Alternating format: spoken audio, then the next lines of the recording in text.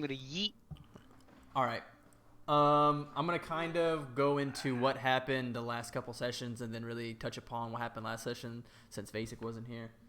Um, but to sum everything up, Iljor, you were handed an amulet by your mother to basically get rid of, take out of the forest, and along this journey, instead of just throwing it off into the waters of say like Kenora Lake or something, you've decided to figure out more information on whatever this thing is, and kind of diving into the history and such. You went to Anchorage, which was the closest capital city, where you had met a couple folks, Arosi and Anarian included, who have all kind of contributed a little bit of information along the way. And it has eventually led you to Duluth, where Arosi claimed that he knew somebody who might know a little bit more about this amulet, that person being Carlisle Kelfier, as well as his counterpart, Sylvia Orlai. Now, before indulging this information, they have essentially requested your presence on a quest to slay the basilisk, to which you guys had journeyed off several miles outside the city, broke into the Dwarven Keep, killing a lot of undead along the way. Eventually, through the dungeons of the Dwarven Keep, you guys came upon the basilisk lair, to which you had fought off probably a good 20-25 undead, roughly. The basilisk, however, maintaining its presence in the back of the room. As you guys inched nearer and nearer, taking out the undead, the fight eventually boiled down to where it was just a couple and the basilisk. The basilisk didn't get quite close for many of you to attack. Is it like in melee range? However, thankfully, your blindfold, Arosi, kept you from looking directly into the basilisk's eyes and turning you to stone, on part for your blind sense. Carlisle, however, was essentially the hero. What? The MVP. The MVP. MVP, VIP. Basically contributing a strategy to turn the basilisk itself into stone by utilizing a mirror he had bought from a general store. The Constitution saving throws of both the party and the basilisk were kind of going back and forth. However, Sylvia and Iljor managed to roll natural ones for both of their saves, essentially putting them into a spot where they have been petrified. The basilisk. Mine was literally the turn before the basilisk died, right? No, I'm not exactly. I don't quite remember. Somebody turned to stone right before the basilisk, but thankfully the basilisk failed 3 saves in a row and was turned to stone. By which Anarian had kind of broke off some spines to kind of prove the killing of the creature, or at least the petrification of this creature. And where we stand currently is Carlisle carrying Sylvia out of the Dwarven Keep, and Iljor and Anarian with Arosi. Or not Arosi, sorry. Other way around. Anarian and Arosi with Iljor, yes. So we'll pick off a little bit. We'll pick up a little bit after you guys had turned the basilisk to stone. Essentially, what had happened the rest of the night. You guys had navigated your way, basically retracing your steps to the best of your ability to get to the front entrance, where you managed to make your way up. The journey itself was very tiring, carrying these stone sculptures, very heavy. However, much of the stone, at least in this case with the basilisk, the stone itself is very coarse and porous, so it's lighter than, like, I don't want to say real stone because you are real stone, but like regular stone. It's like a piece of pumice as opposed to a chunk of granite. Yeah, that's a good analogy. But you guys finally made your way up and out of the Dwarven Keep. When you exit, you notice that practically the entire night has went by. It is currently 6 a.m. as the sun rises over the eastern Silverdale. The sunlight trickles up and over the tree line onto the charred remains of the undead you guys had burned upon your entry. Passing over the ashy ground, Iljor and Sylvia remain petrified, slugged over the shoulders of Carlisle, Anarian, and Erosi. The walk back to the city of Jaluth is long.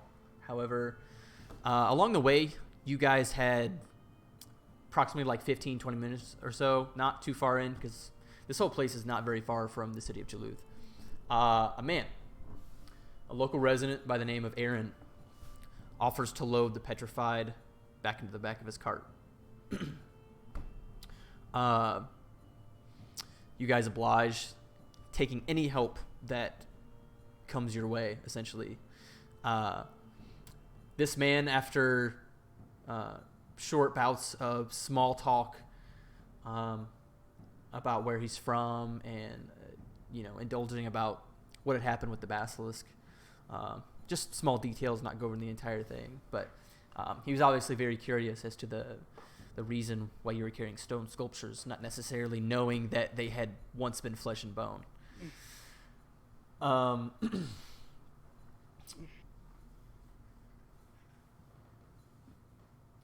As you guys make it into the city, like I said, you guys had walked out of the keep around 6 a.m. and it's probably like 6:40-ish, turning into 7 a.m. as the city is awaking after the long night, and people are going about their work and such, their business.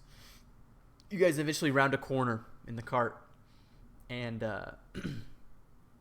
you see the Adventurers Guild building. Now, it doesn't look to be super busy, at least in this portion, but pulling up to the building itself, the man offers to unload the petrified beings basically out in the front, as best as he can. After a short farewell, he wishes you guys the best of luck and continues on his way. Now, not very much longer after unloading and kind of propping them up and getting their balance correct so they don't fall over and somehow break a limb, a man, tall and bald, wearing hide armor, steps out from the doors of the building along with two dwarves at either side. He immediately notices you, as if not so much he was expecting, but he just kind of maybe like seen you out and then rushed to the door. He comes out, he looks the statues up and down, and looks at you, Carlisle. Good Lord. Please tell me they're still 100% intact. They are. We made sure we didn't break any of them. A few things. One, immediately, we need to get them in and get them unpetrified. And then two, I need to talk to the records keeper about proper payment, because this was way more than the job originally entailed. No, I can see that. We can absolutely discuss payment, and I'm fairly certain that something is in order for sure. You know what? We owe those two something. Bring them around back. Let me get my supervisor. He turns to the dwarf next to him, who's now meeting his eyes. Jax, call the liaison for the Arcana Guild. Get Ontario over here as soon as he can. Would you guys like help? Yes, absolutely. Okay. So, just gives us extra chance of them not getting broken. yeah. Carlisle, you and this tall, bald, muscular member of the Adventurers Guild. Terry Crews. No, not Terry Crews. This guy's white. He's like a middle-aged white male. Like, albino Terry Crews. Captain America. He's older, but like his age doesn't necessarily show because he's fairly healthy. But you two, Hall, Sylvia, and Anarian and Arosi haul Iljor to the back, kind of out and away from the rest of the beings like walking around the city. You're not drawing too much attention because you could fairly, just utilizing common sense. It may not be like people realizing that these were actually flesh and bone and that they were turned to stone from a basilisk or Medusa or anything. So Probably just like, hey, those are some cool statues. yeah, like nobody's really freaking out. I mean, it's the Adventurers Guild, so it's like people. I mean, they've seen like worse. Could have got that anywhere. Yeah. Yeah. But you guys take them around to the back, and the back is essentially more so of like a supply, basically like a supply department. It's like got like a small warehouse.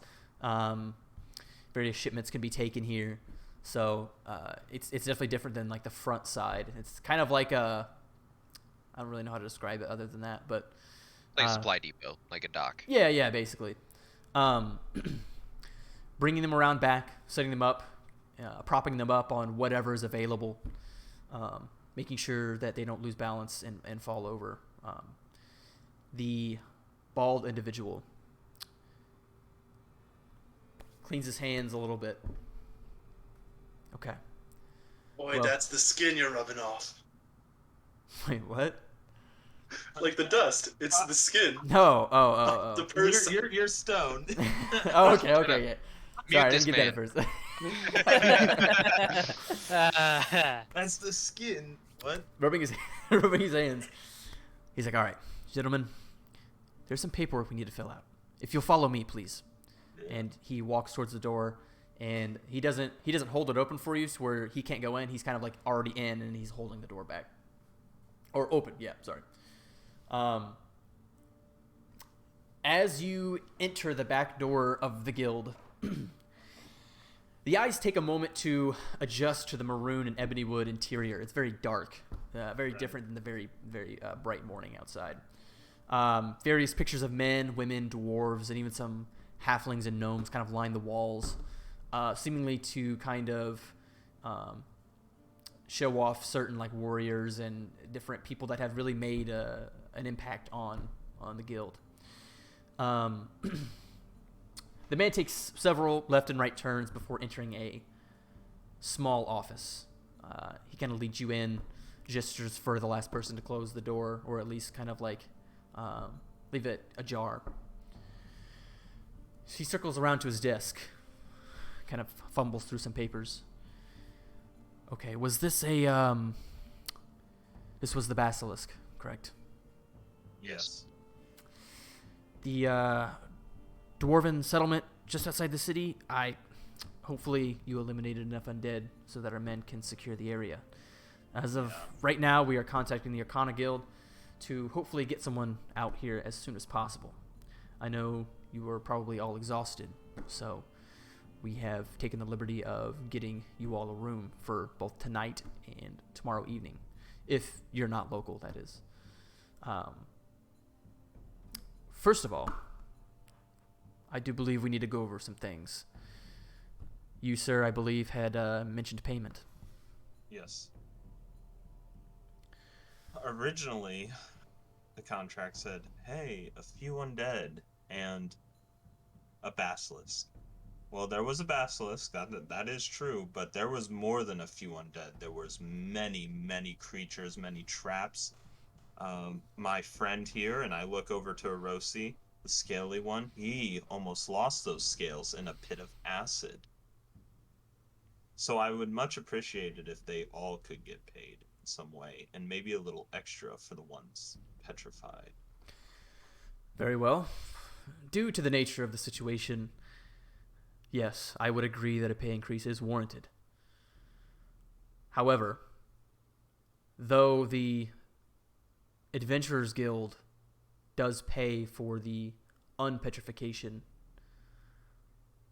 of your friends, a small percentage will have to come out of your pocket or from your earnings.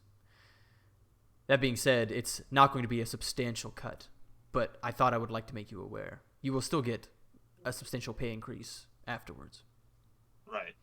It should equal out a little. And I hate to ask you this, given the circumstances, but you did kill the basilisk, correct?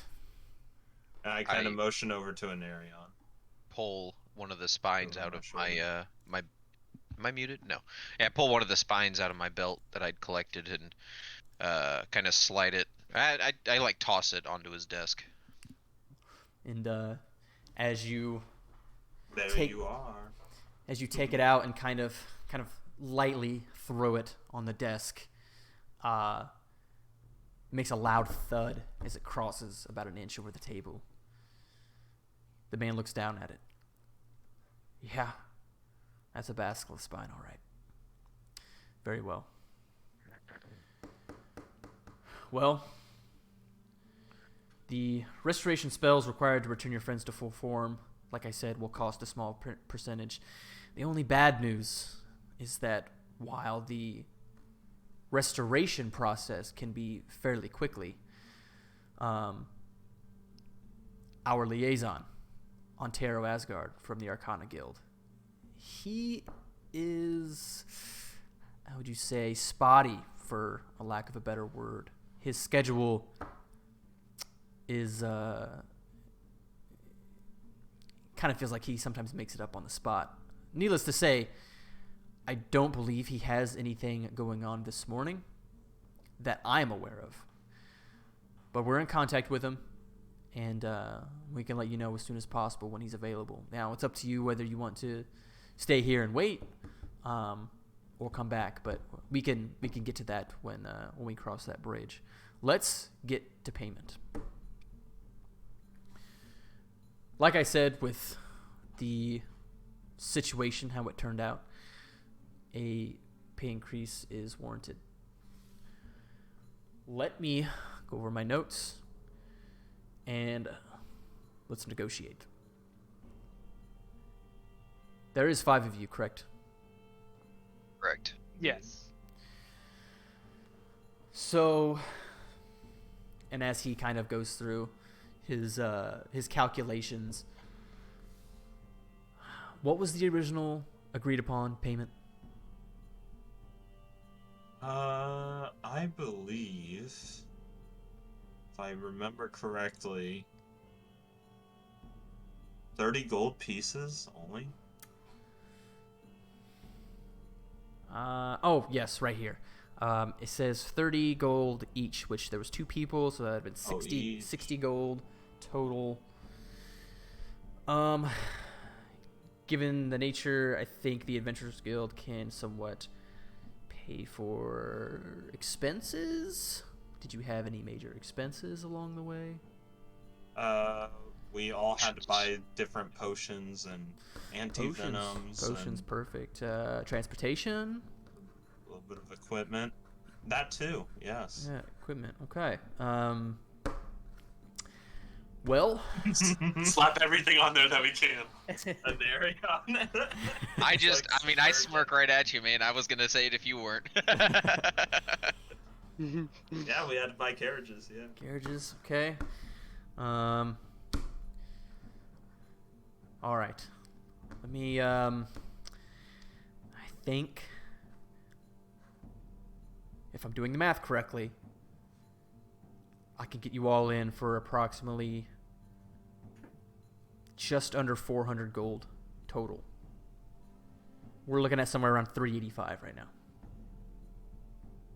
Is that after our friends cut for the ritual? That is correct. Let me go discuss it with these two. Very well. And then we talk it with you.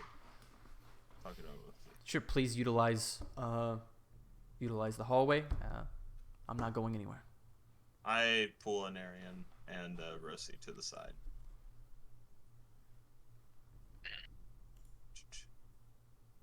Okay, so what I'm figuring is, how about we argue for We don't want to just accept the first offer. How about we argue for 80 for each of us? That's 240. And then they get 100 each, petrified ones. That's 440 in total. And it kind of gives them a little bonus compared to what we get. I'll probably get around like 65 with my cut. I don't see a problem with this. I don't Could be worthwhile. necessarily have the desires to collect as much as I can. Well, they're going to get unpetrified regardless. I agree. I want them to have a good time when they come out. And we're not I agree gonna that let they them may skimp deserve us. they may deserve more. Let's go discuss it with him. I kind of like motion back into the office. Yeah. Rosie goes in. Okay, so how about this instead? Instead of 400 and it's like shared in a pile and then you take out the cut, how about 80 for each of us three, and then you give for the bonus for those two, since they are the ones that got most affected, say 100 each. The pot total would be 440. It's not too unreasonable, I don't think, So off your original offer. if I'm understanding correctly, that's 80 each for you three, and then 100 each for the two petrified. Yes, especially considering they were the ones most affected and you're taking a cut out of mine. Yes. I don't think that's unreasonable. As much as I love to bargain, I'm looking at our funds. I believe that could be established. I extend my hand out to him. And he like kind of almost as if he's like going into it, just like immediately meets your hand. You guys exchange a firm handshake. Firm cold. Yeah. And Moist. just as you're finishing the handshake, one of the dwarves comes in. The one that he had gestured to and called Jax. But this dwarf kind of like pushes the door open a little bit as you guys turn towards him. He looks directly at the bald man. Ontario will be here at 9 with the diamond dust. He said he cleared his schedule. The bald man looked at him, or looks at the dwarf. Very well. Thanks, Jax. As the dwarf turns around and funnels back into the hallway. I have to thank your liaison personally. Cleared up his whole schedule. That's nice. Yeah, he, you can never really know with a man like that. I mean, he might not have anything on his plate and just likes to say he clears the schedule to kind of give he's you a that. little con. Yeah, he's one of those individuals. Or, maybe he actually has stuff to do. Anyways, here's my card, by the way, as he hands out this kind of very Adventurers Guild-esque little contact card. The name's Ward. I put it away in my backpack and I say, I'm sure we'll be in touch again. Sounds good. I'm the regional overseer of the Adventurers Guild. We cover everything in and around Brown Hog Hills, all the way up the eastern coast of Caldera. Ooh. Our normal jobs don't pay this much, but Knowing that you guys are pretty reasonable, we might do another job in the future, though. well, I look forward to that. And hey, if you're ever looking for international work, those jobs can always be taken in the capital. We are unable to fulfill any orders. Do they pay more? Well, of course, international Yeah. travel, but they're highly dangerous, and it really depends on the job. But yeah, send word. I can get you into contact with some people. This is a huge help to the Adventurers Guild. Appreciate it. Now, back to the last thing. Your lodging. Your rooms are booked at the Red Rest Inn in this district. Just follow Connor Street down, and it'll be on your right. Can't miss it. You're welcome to wait here until Ontario arrives, or meet back here at 9. And in character, it's probably like around 7:30. Oh, okay. So enough time for some breakfast, basically. What was the inn called? Red Rest. Red Rest. Yeah. I'm It's just the sister imagining- location to Red Roof Inn. Do they pay us immediately, or is it like once these guys are? Well, I'm considering that since part of the cut's probably the procedure. They probably wait until after the purification's done. Purification. Makes more sense. Well, we yeah, should go I say at least we go. get something to eat, make our way back. I'm just imagining, Ryan, that his like card had like an image of him like smiling, like thumbs up. Like if you some want that to be typical canon in hero your head, shit. man, go ahead. Yeah. So, are there any further questions for me? We trust them in your hands. Very well. Meet out back in the warehouse. Just knock on the door. 9 a.m. precisely. Understood. As a last exchange is had, you guys make your way through the corridors out the front of the Adventurers Guild, where the city has only in probably about 20 minutes time, has the city really came more alive. Bustling up and down the street, the sounds of horse hooves and various small conversations going on. What would you like to do? Make my way to our lodging. Get on me.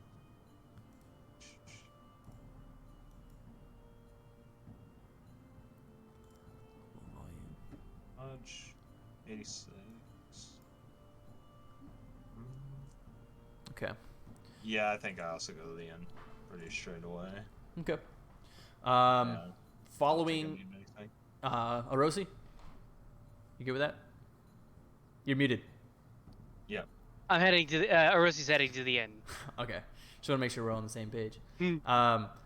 Following Connor Street down, which is essentially the same street that the Adventurers Guild is on, kind of meandering through the people in the carriages. You walk probably a quarter of a mile, nothing crazy, to the Red Rest Inn. I almost just said Red Roof Inn. It's gonna fuck me up the rest of the fucking time, bro. It's gonna fuck me up the rest of the time. What I was thinking when I wrote it down. I'm not even lying. Yes. So the Red Rest Inn is about 2 stories, fairly large inn and tavern. It's like a connected thing. Red Roof. Yeah, there's people coming in and out of there. It's a highly, it looks like a well kept establishment of between like the rooms and the food, more on the high end side.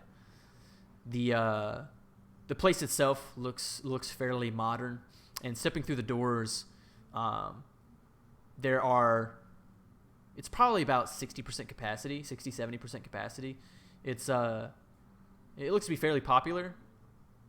In the instance of food being like a huge factor in like a tavern inn is pretty big.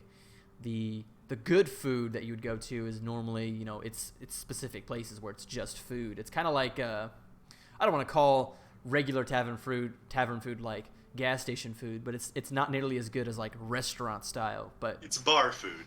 yeah, it's bar. Well, for the most part in this world, it's less than. It's not like.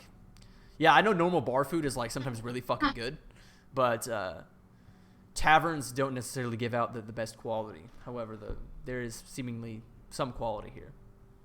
It's just the ever-burning kettle. They just throw shit in it and serve it.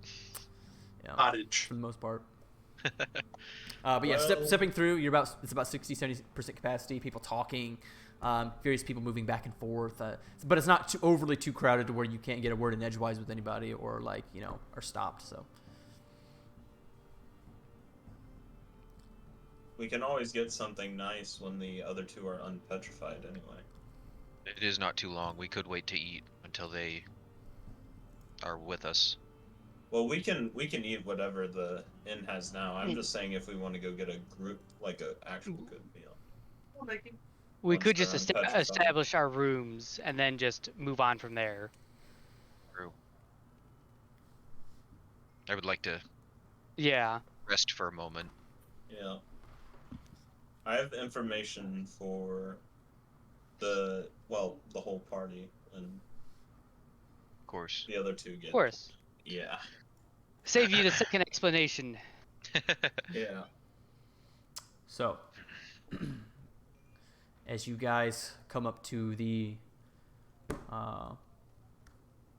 bartender, he is a half-orc.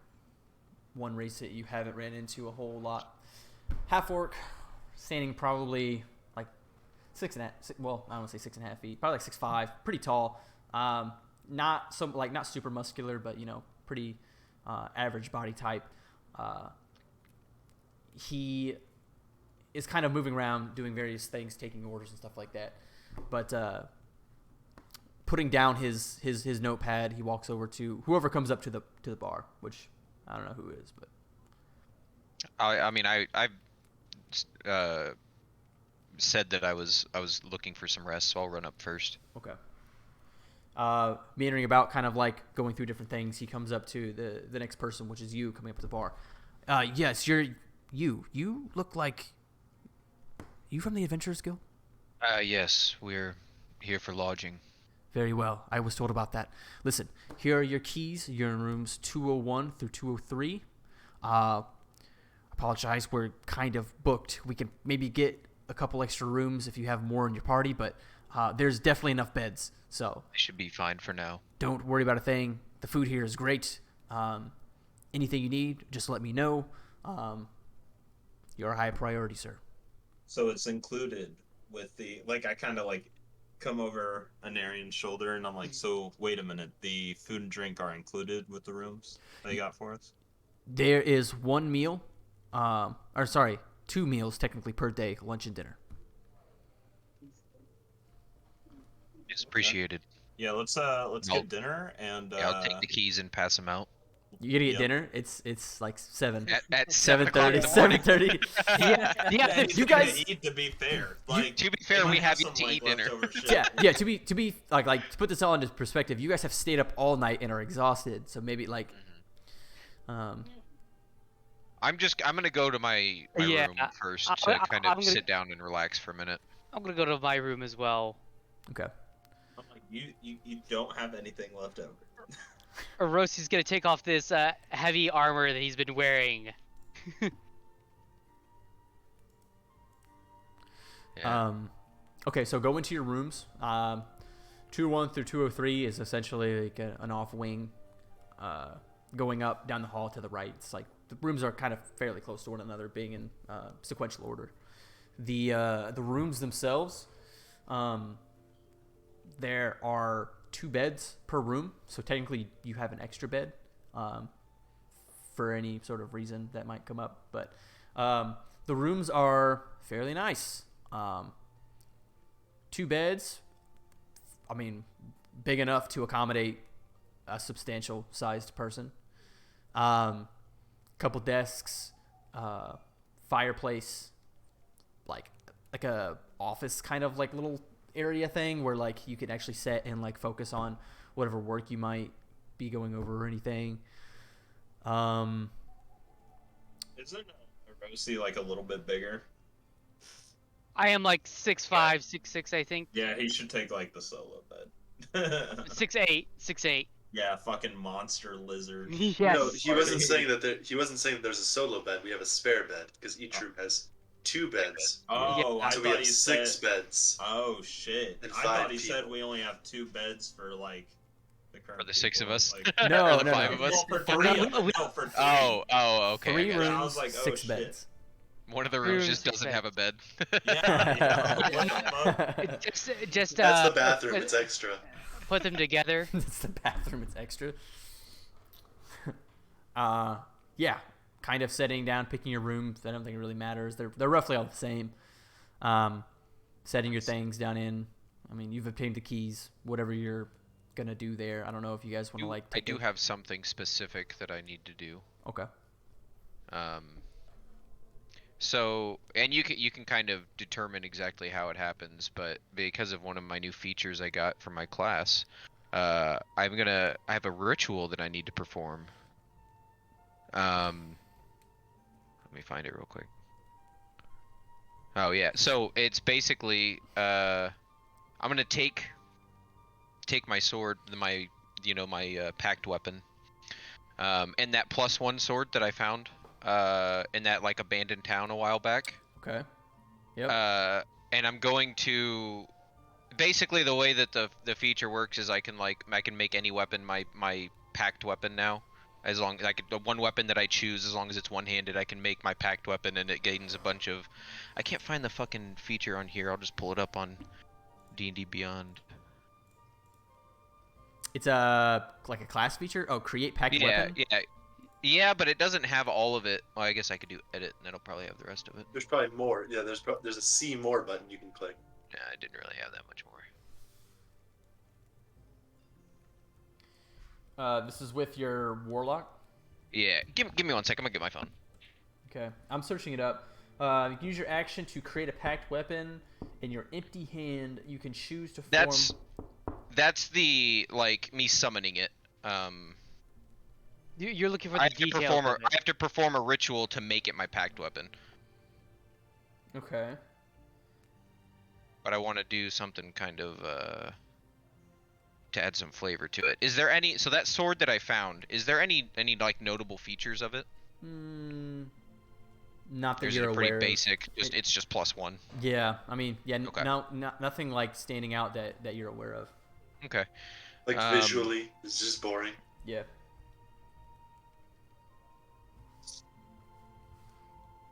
Let me find it.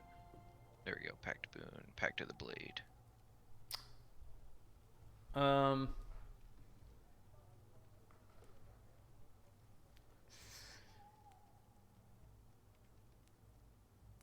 Yeah, so here we go. So basically it's a 1-hour ritual. So I'm gonna do it while I'm kind of resting here. And it can be done like during a short rest or just any time. But basically I perform this ritual, and I would imagine because my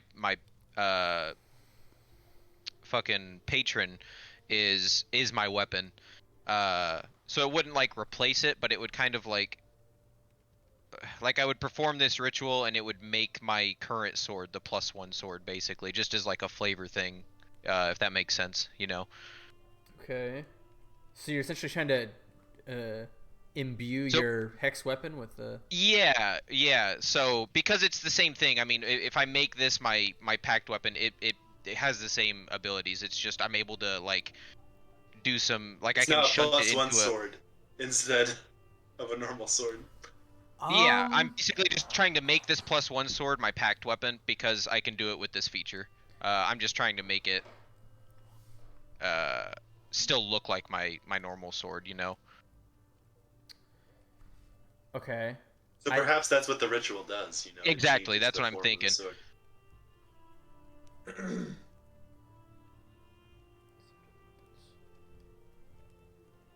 So I would kind of like lay the 2 swords out, and I would basically just only have the 1 sword at the end of the ritual. It would just be the +1 sword, but it would look like the one that my patron is. See, it does say you can also transform a magic weapon into your packed weapon by performing a special ritual. Exactly. Where are you seeing this at? I can't find It's it. my create packed weapon. boon. My packed boon. Is it in create packed weapon? Yeah, literally says at the bottom, you can also transform a magic weapon into your packed weapon by performing a special ritual. So I can read it real quick if you want. It says you can transform one magic weapon into your packed weapon by performing a special ritual while you hold the weapon. You perform the ritual over the course of an hour, which can be done during a short rest. You can then dismiss this weapon, shunting it into an extra dimensional space. It's basically like I can summon my sword at this point, but I'm doing it to the +1 sword because it's a better weapon. But it still gains, like, technically the way my patron works anyway, because it's the hexblade, all I have to do is touch a weapon and it becomes the hexblade. Like my deity kind of like and transfers itself into that sword, or my patron transfers itself into whatever weapon I choose. So I would imagine, the way I'm kind of thinking of it is, you know, I perform this ritual and it transfers itself into this +1 sword, and the +1 sword takes the shape of the patron's blade.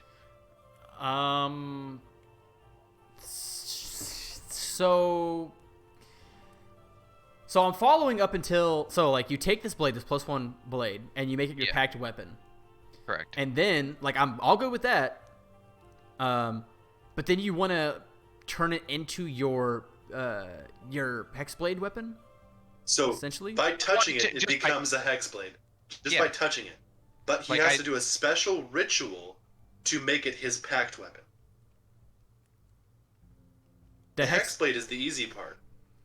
The packed weapon is the more in-depth part that allows him to basically spatially store the weapon. Imagine telling your god to change house. Okay. It just says that you can't affect an artifact or a sentient weapon in this way, and your weapon is technically sentient. But I mean, not really. It doesn't have the sentient weapon rules. It's just my patron. Oh, right, because instead of taking a regular patron, you did the...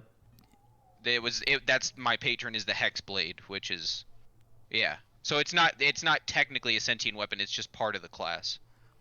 I mean, it is a sentient weapon technically. No, it does. That's why I'm saying it doesn't have. There are rules for sentient weapons, and it doesn't have the sentient weapon rules. Okay. And it having its own kind of like thing that we've talked about, and like how it is just kind of like a flavor thing. Yeah, more or less. Okay. Yeah, I don't. Because I have to have a patron, so, and that's just kind of how I envisioned it. So. Okay. Yeah, I don't think that's a super big issue. I don't know. Yep. The only thing I'm held up on. It's just a thematic thing, is really all it is. Yeah, the only thing I'm held up on is it only taking an hour, because it sounds like you're literally just kind of disenchanting a weapon and then reapplying that enchantment to another weapon. This is essentially what you're doing. Or are you... Kind of. So the way I'm seeing it is basically what I would do is I have this sword, and I'm more or less performing this ritual to transfer my patron's essence into this sword. Okay, and so it's not, you're not disenchanting it and enchanting something else. No. You're taking away the... Drawing it to the new sword. Right, yeah, okay. And basically that is what's causing it to transform into the new sword, or into the style of my previous sword. I feel like it's a hell of a loophole, but I mean, it makes sense. It's the way the rules work. I'm just trying to make it make sense in the game. Yeah. No, I understand. It's just it's funny to think about, like, oh no, I'm not disenchanting this and putting it on another weapon. I'm literally just taking, like, I'm just making it. I don't know. It's like weird. Yeah, I'm performing the ritual to transfer my patron into a new weapon. Okay. Yeah, that's fine. And it basically becomes that weapon. So yeah, that's more or less it. That's fair. Okay, so. And then at that point, I do it over the course of an hour, and I don't know if you want to have like a dialogue between me and my patron, however you want to do it, but I do this ritual, and then at that point the blade is kind of like I said, shunted into an extra dimensional space. So in my action to like draw my sword now, instead it just appears. Okay. All right. So yeah, just. I got you. That's interesting. Warlock magic. Carlisle and Erosi.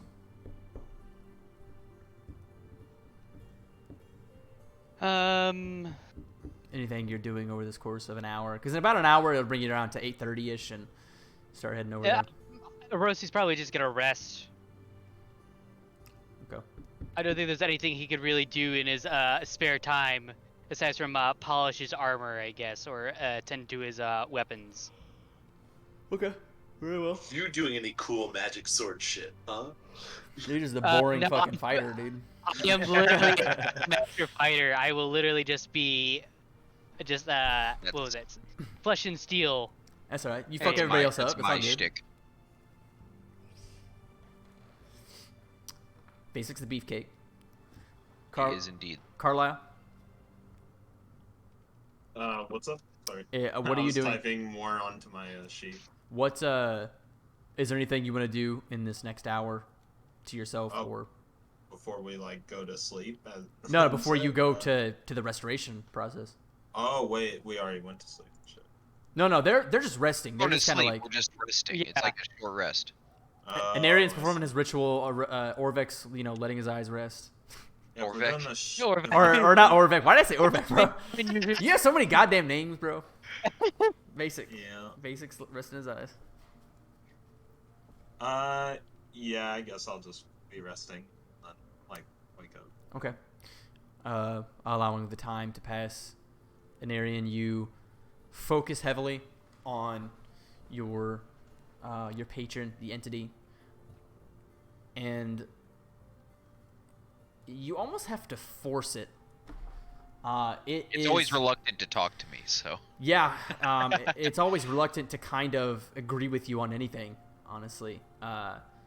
Though some force has to be behind it.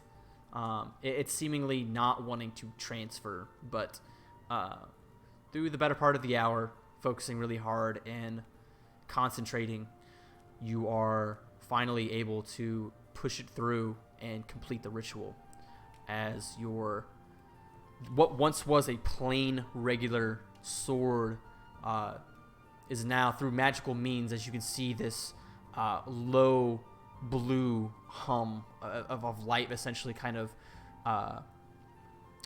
flow over the hilt and the blade as it becomes like the picture you sent me, essentially. Yeah. Yep. In its full form. And you kind of practice it a couple times, having it come in and out of existence so that you're comfortable with the process behind it, essentially. As the hour comes to a close, Orosi and Carlisle have shaked off the I guess the nap they took and the rest, fighting to still stay awake to go see their friends unpetrified at the Adventurers Guild. It takes several minutes to kind of gather your thoughts, come together, get ready, and you guys leave on a time that would probably put you at the Adventurers Guild around 8:55. Moving closer towards the building, the city, like it always is. Seeing various people of all races kind of doing what they do in the city, performing, selling stuff on the street. And it's an interesting kind of dynamic of that these people have just as fully fleshed out lives as your characters going about their business, and have such a connection to it as you do. But coming up to the Adventurers Guild building, you guys make it around towards the back, the warehouse portion, where you knock ever so slightly. About I don't know, 10-15 seconds goes by, and the dwarf that you had saw kind of opens the door very quickly. Come on in. You guys step forward into the, like you said, Nick, the kind of like this supply kind of dock, various crates, and you have kind of like this it's like a circle being formed, but it's only really Jax, the dwarf, the bald man, Ward, and this man, running into probably his early 50s, standing just under 6 foot tall. His presence and posture exudes that of a very well-mannered individual. He's kind of not stiff, but he's not slouching at all. He's kind of moving in this fashion of cautious. What's the word? Like he's very cautious, essentially, for lack of a better word.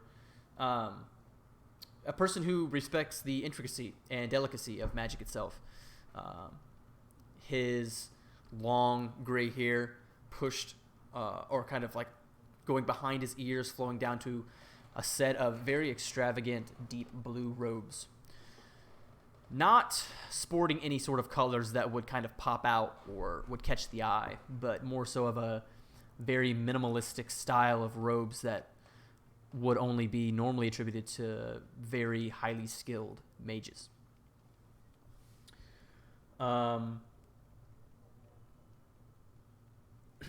As you guys kind of walk up to where this is all happening, the stone statues of both Iljor and Sylvia are stood there, still mid-fight with the basilisk. Let me take this out. So Jax, Ward, Ontero are all standing there. A few moments pass as Ontero looks over to Ward and gives like a slight nod. At this point, Ward kind of takes a small step back. Everybody else is within a safe distance in case anything goes wrong. Not that anything would, but magic itself is very can be hard to control sometimes. The wizard mutters various incantations under his breath and waves his hand through the air, motioning in such a manner that a wisp of mint green light is born into existence. In a matter of moments, the coarse stone at their feet begins to turn chromatic again. The stone starts to disintegrate as the spells move up the legs to the midsection, and as the stone starts to fade from their faces, their eyes dart around rapidly, almost brought to their knees as they're kind of mid-still movement as their feet begin to make balance, and you hear this deep inhale from both of them. Sylvia, you're practically almost brought to your knees as this process has kind of left everybody as if you guys have been kind of like just like slouching all day. Like your back is very stiff, your muscles are very stiff. Taking a few deep breaths into the environment around you, you are just kind of like time was frozen. You were mid-fight, and now you're in this warehouse-like supply department with a very not very elderly, but like an elderly individual in front of you, with faces you don't necessarily recognize, and you're not even really paying attention to the party on the other side, but you're just very surprised. Where am I? What the fuck happened? What happened? Sylvia. You lived. But Orosi. did we kill it? Yes. Oh. Well, Oh. That's good. Antero, Like, I thought walk you were over lost. to Sylvia and I like put out my hand. I'm like, "Welcome back, partner." I do Okay. something similar with Iljor. I go to like shake his hand, or reach out for him or something. My and, hand just yeah, like envelops covers his mine, yeah. whole fist and like thought- a part of your forearm. I thought we had lost you. Rosie kind of comes up and just tries to start grabbing people, start pulling them together. So how do you all feel? Ugh. Well, kind of terrible, but I'm glad to be back. Feels like I accidentally Ugh. got stepped on by a tree. and as you're all It's kind not of the like first time. seemingly in the midst of celebration, Ontero kind of moves through and it doesn't necessarily push you guys aside, but potentially kind of like inserts himself into the group. He moves over to you, Sylvia. Lady, are you all right? Look into my eyes. What is your name and the last thing you remember? My name is Sylvia Orelai, and the last thing I remember is staring into the eyes of a basilisk. Listen, You two are going to be feeling very stiff for the next 24 hours. But at least we were able to destroy your entire body without limb loss. I highly recommend a hot meal and drinking plenty of water. You were only petrified for, roughly 5 hours or so? Side effects are usually much worse past the 24-hour mark. Understood. Okay. You, Furbolg. Yeah. I'm curious. What brings you out of the forest? My mother asked me to do something, and I had to do it for her. Very well. I'm just curious. We don't see the likes of you much, at least out of the Silverdale. Look, my name's Antero Asgard. Yeah. What's up? Ontario. This man may know something about what you seek. He works with the Guild of Arcana. Oh. Yeah, it's true. You might know a little bit about what I'm looking for, I suppose. Possibly. We have our separate departments that we all specialize in, but perhaps, maybe I could help, but... We can discuss that shortly. Well, to introduce myself, my name is Antero Asgard. I am the liaison for the Arcana Guild and the Adventurers Guild. Oh. And were Nice you to the meet one you. who unpetrified us? That is correct. Though my office is located here in Duluth, I travel around to many cities within Caldera for manners just like these. Well, it's Well, very thank nice of you. I appreciate that. Is there anything Your that you're mama feeling? raised you right. Is there anything that you're feeling that you would consider abnormal? For our current condition? Correct. Which you're not feeling any sort of different. I mean, just the stiffness and the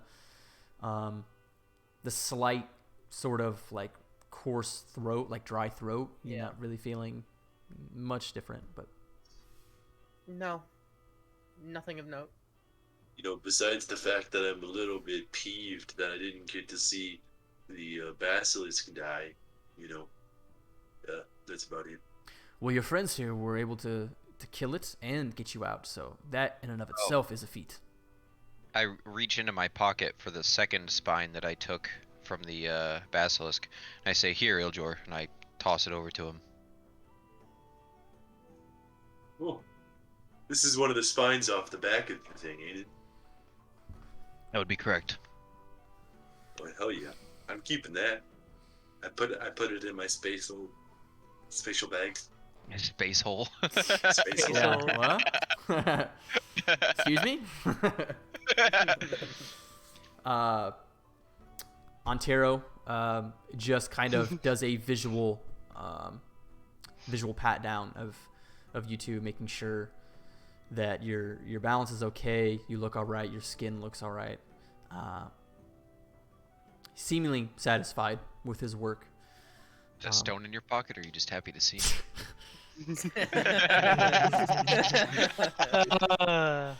He looks over to you, Sylvia, as you were the initial one he spoke with.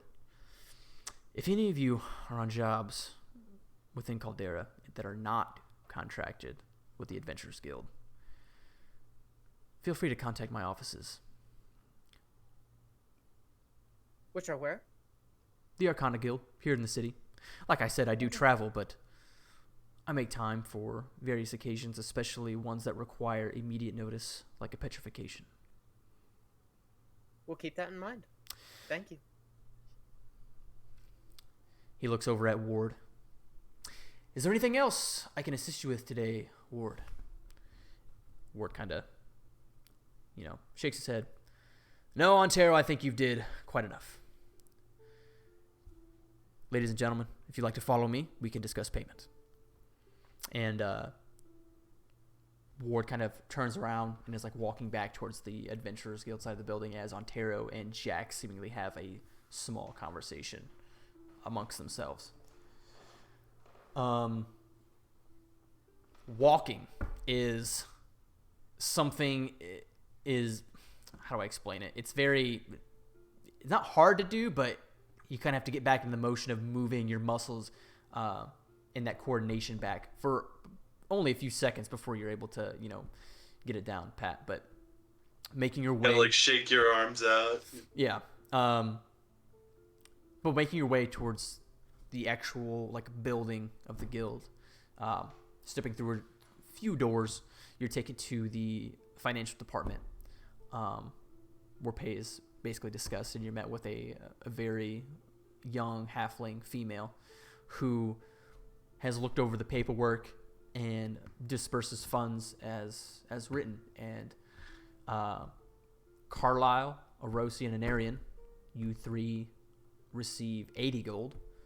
Iljor and Sylvia, you receive 100 gold. Oh, why do I get more gold? So you deserved it. I'm just doing what it says here in the contract, sir.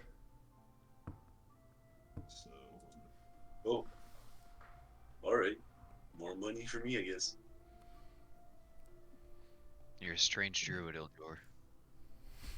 I mean, money's useful.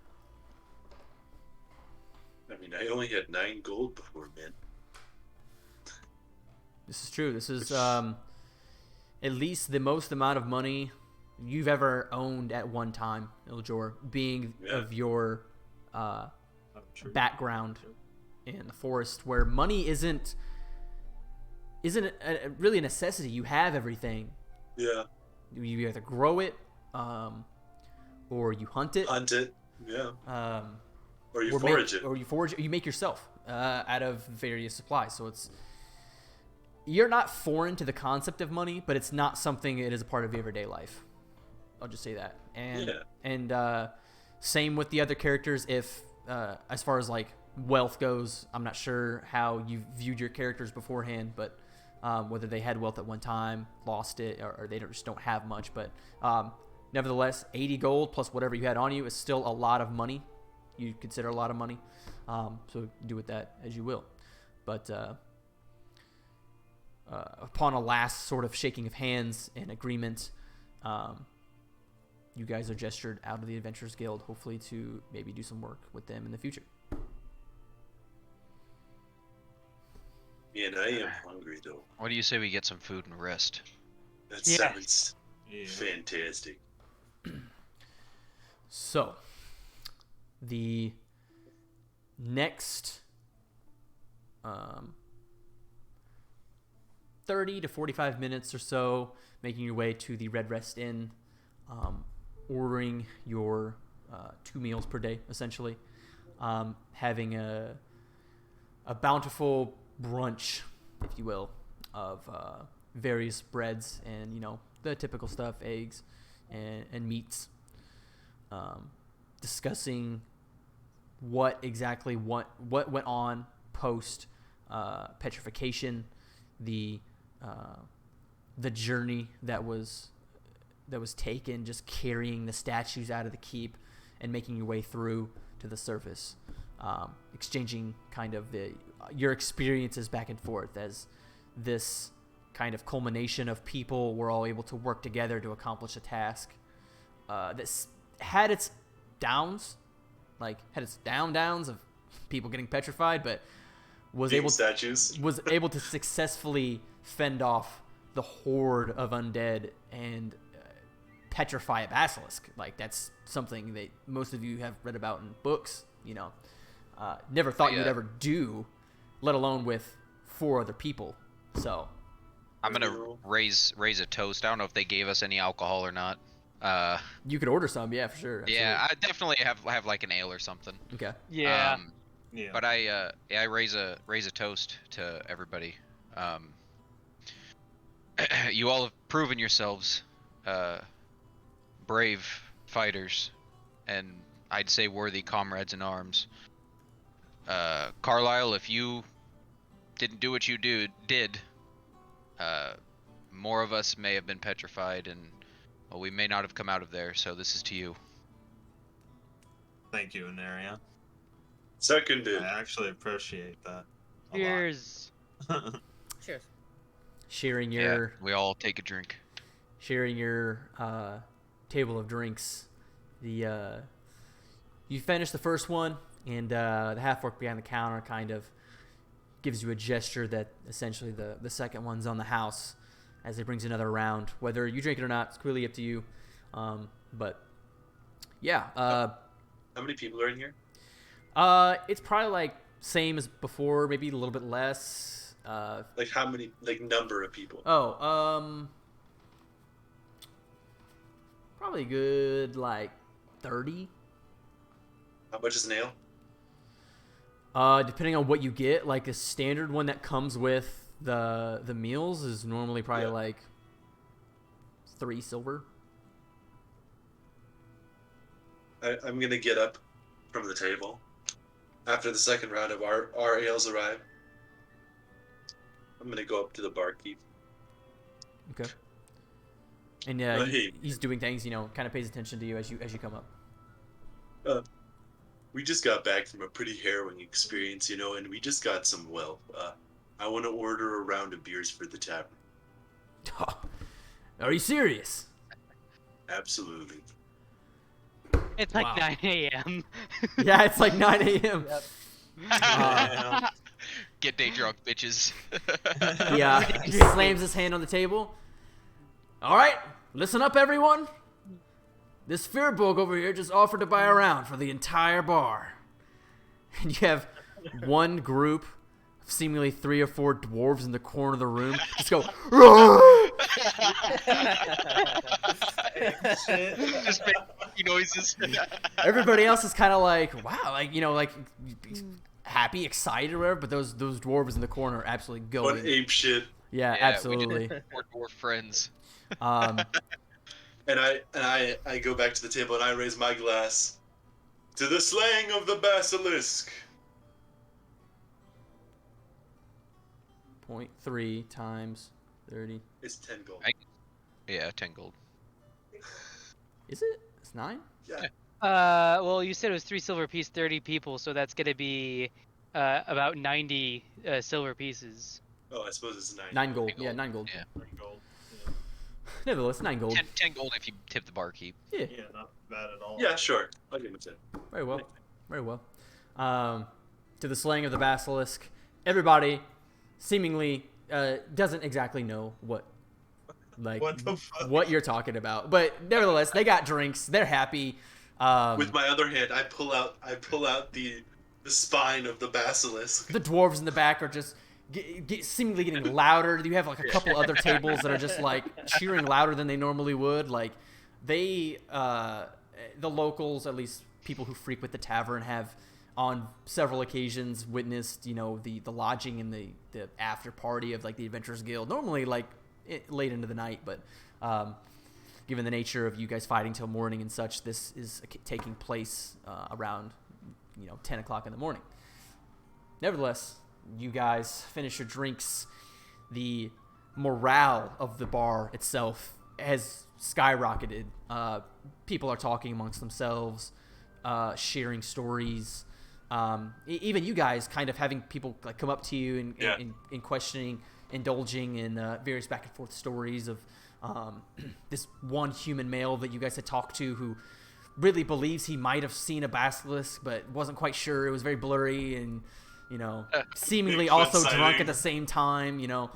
I use like the basilisk spine as like a prop to like demonstrate like how big it was.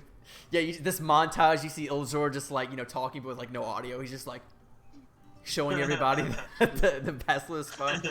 But yeah, great times. They last about probably an hour and a half before you guys have succumbed to the exhaustion essentially, and you're crashing hard.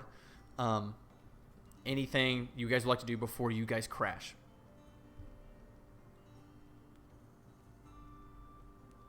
I will point out for everybody, I don't have a sword on my hip anymore.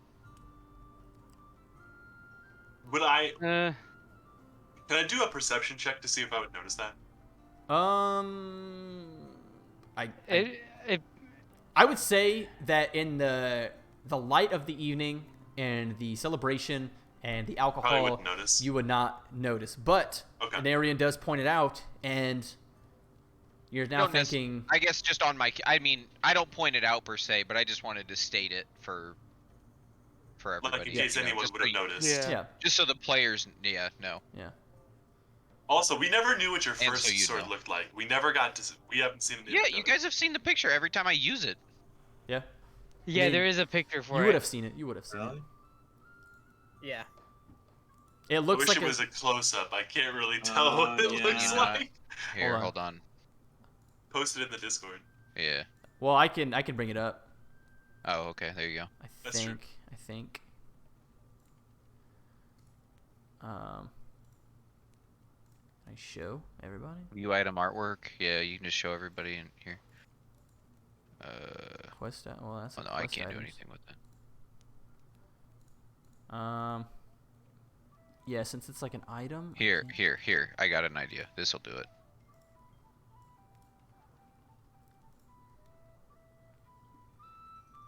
That does it.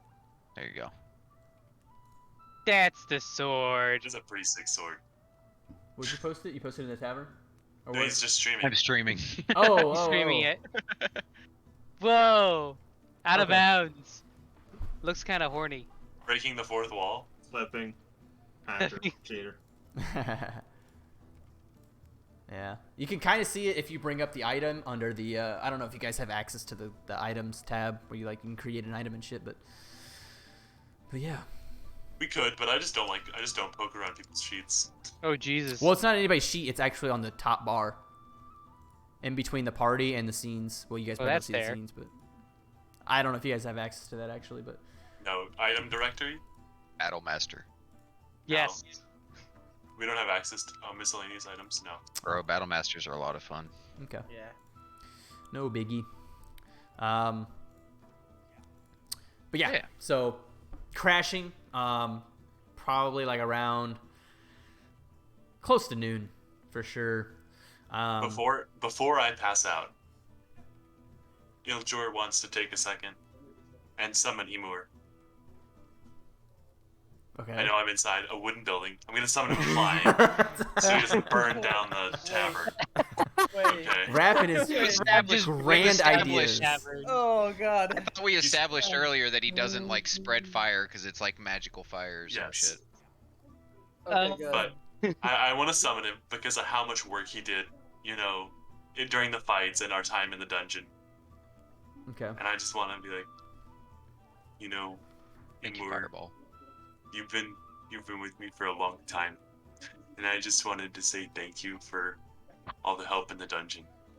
And through the various formation of flame in its face, his face, her face, its face, whatever. Its face. Its yeah. face, you see bright orange embers kind of like brighten as a form of expression, as it seemingly understands the nature of a thanks. Looking into its eyes, kind of having this moment back and forth. Just behind Imor, there's a loud sound as one of the dwarves is holding, but it's basically like a rudimentary fire extinguisher.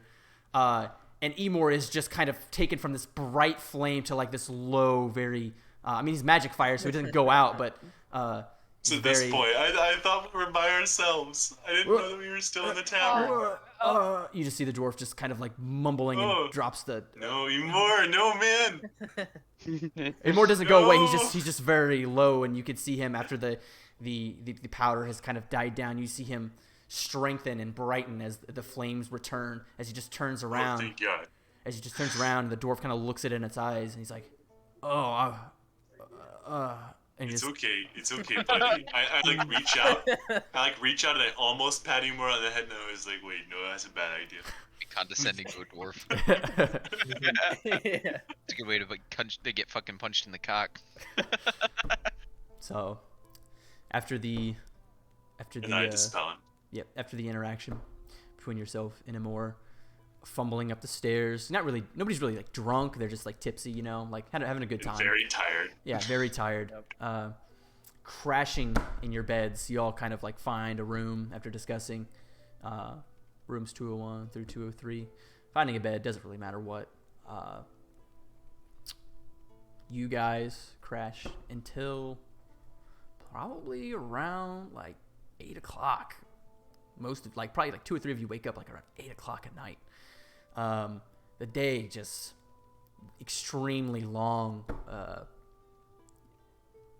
and kind of like taking you out, and waking up, it's your first kind of like real outlook on what the previous day was, right? So everything that happened, you were able to kind of take it all in as if it's happened that day, but you really had the night to think about everything that's happened. And I don't know if you guys out of character have any regrets, but your characters are very fulfilled with what they have accomplished, even though a couple people got turned to stone. Like, it could have gone better, but it definitely could have gone worse. But Like we all could have died. yeah, but all kind of regrouping right about 8 o'clock, going in and around others' rooms, making sure everybody is okay, is feeling well. Water is brought up to your room fairly recently after you guys wake up as a form of just kind of like rehydration for you guys. They know you'd been drinking, had a long night, but yeah, it's right on 8 p.m. You guys are all aware of being awake. Is there anything you'd like to do at this time?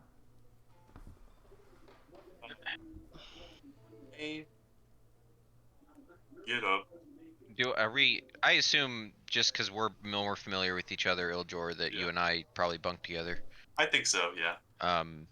Hey, you want to go explore the city? I mean, we didn't really spend too much time here before we went off on an adventure. I think Carlisle has some information that he wanted to give you first. Oh yeah, we should probably talk to him too. I mean, he can come with. I mean, we could bring pretty much everyone. I don't know. I just, I haven't spent much time in big cities like this, and I just think it'd be kind of fun for us to go explore the nightlife. Yes, I've spent most of my life in cities, so you could say I'm tone deaf to it. Okay, let's go get Carlisle. But either way, I will travel with you. Yeah. Bang, bang, bang. Carlisle. I open the door. Ready to start the day, I see. Okay, give me 1 second. Well, Good I night. mean, it's nighttime, Carlisle. But I thought we already went to... Oh. We Yeah, did go it's to sleep, 8 but we went to sleep at 10 o'clock in the morning. Oh, shit. God damn, our schedule is so fucked up. Yeah. We're on third shift right now, dude. Yeah, we're on the graveyard shit. He said you had some information that you needed to talk to us about, and Anarion did. I just put my hand in my face. Iljor, the amulet. Yeah. Why we came here? Oh yeah, I guess that makes sense. I kind of like motion. You know what? into the room. You know the whole reason why you went on the quest, Iljor? You know the whole reason why you went on the quest? Anarion, You got turned into just got turned into a statue. I get it. Okay. I'm here to help. Cut me a break. You know, Iljor's a lot like Rap in the sense he just makes up excuses that have no pertaining to the situation. I just turned to stone, man. I forgot entirely why I went on that quest. My brain was rocks. Rocks for a minute, man. You ever experienced that, man? You don't know what it's like. Hey, you can hold it over their head. They don't know what it's like, except Sylvia. Well, that's not really the problem, I think. My head was rocks.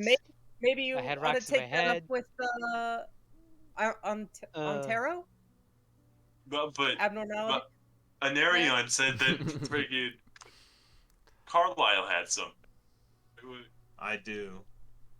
But it's up to you if you want to hear it. Ontario's always an option, but like I give Carlisle the exact look on my face. It depends. Listen, it depends Deadpan kobold.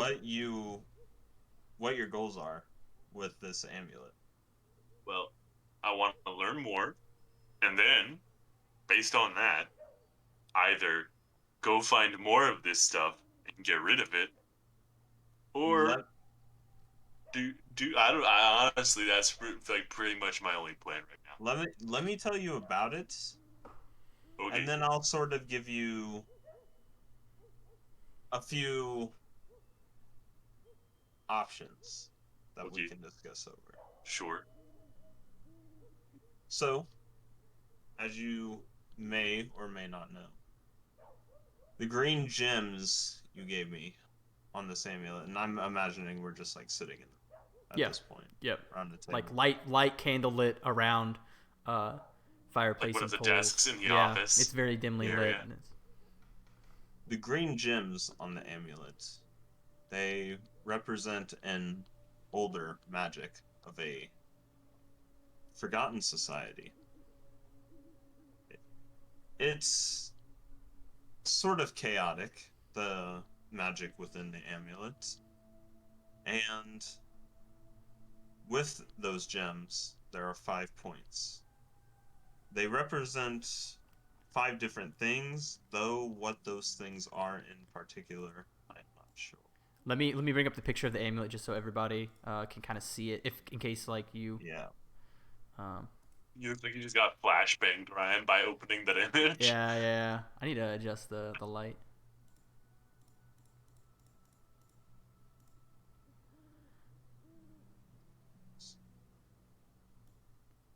So, can everybody see it? Yeah. Yes. Okay. You'll notice, besides the points and the gems, if you kind of look around the silvery circle, you'll see different moon cycles. Yeah. What this is supposed to represent is some sort of passage of time. Either the magic within the amulet is dormant, or it could be released.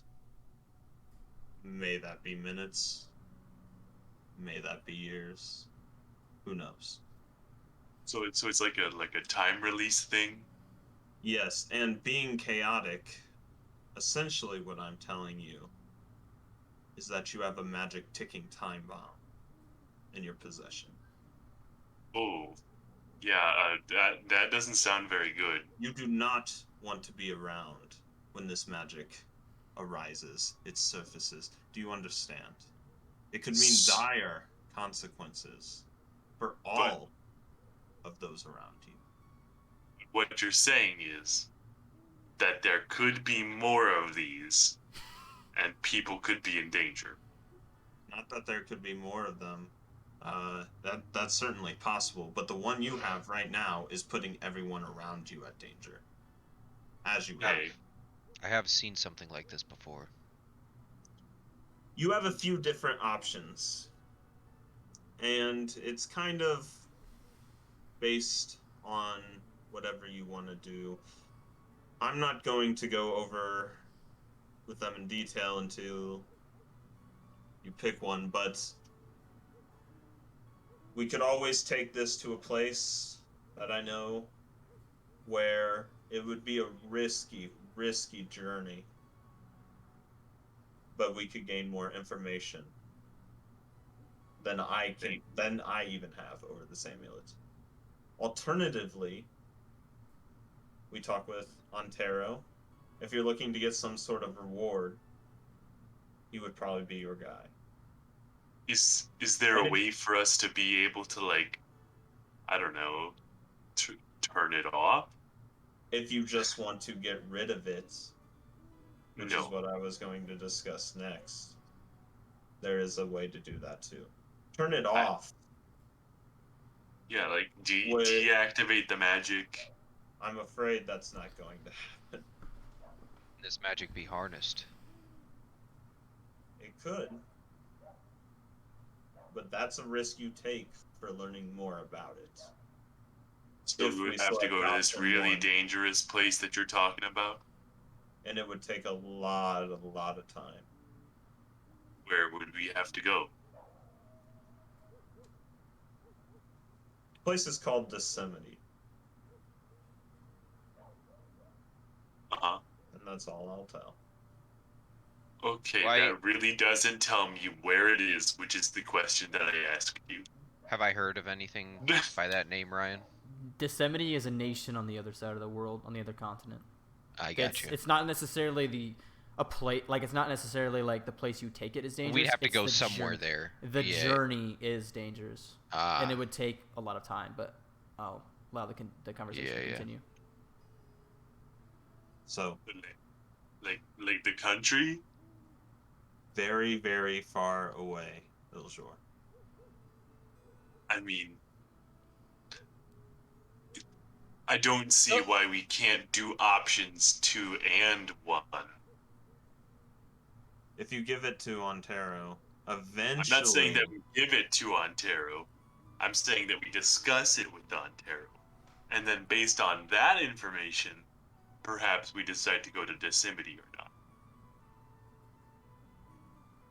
We could also get rid of it, and how would we If- go about doing that? we go to Ontero. It would eventually reach Decimity. I just want to let you know. And we wouldn't have to risk anything. The only thing is, you are not going to get the information you seek about it. Like, if you want more information about it, you're not going to get that from Ontero. He's just going to give you a reward, possibly. If we want to destroy it, I know of a place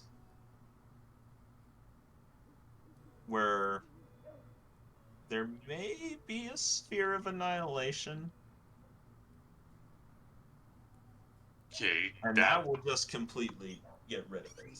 If you want to that sounds deactivate it, terrifying. that is the way we do that with this sort Okay, of thing. but so you're telling me if we throw this thing into this ball of destroying things or whatever it's called, that it's not gonna explode in our faces and kill us all? No, a sphere of annihilation works different than you think, Killjoy.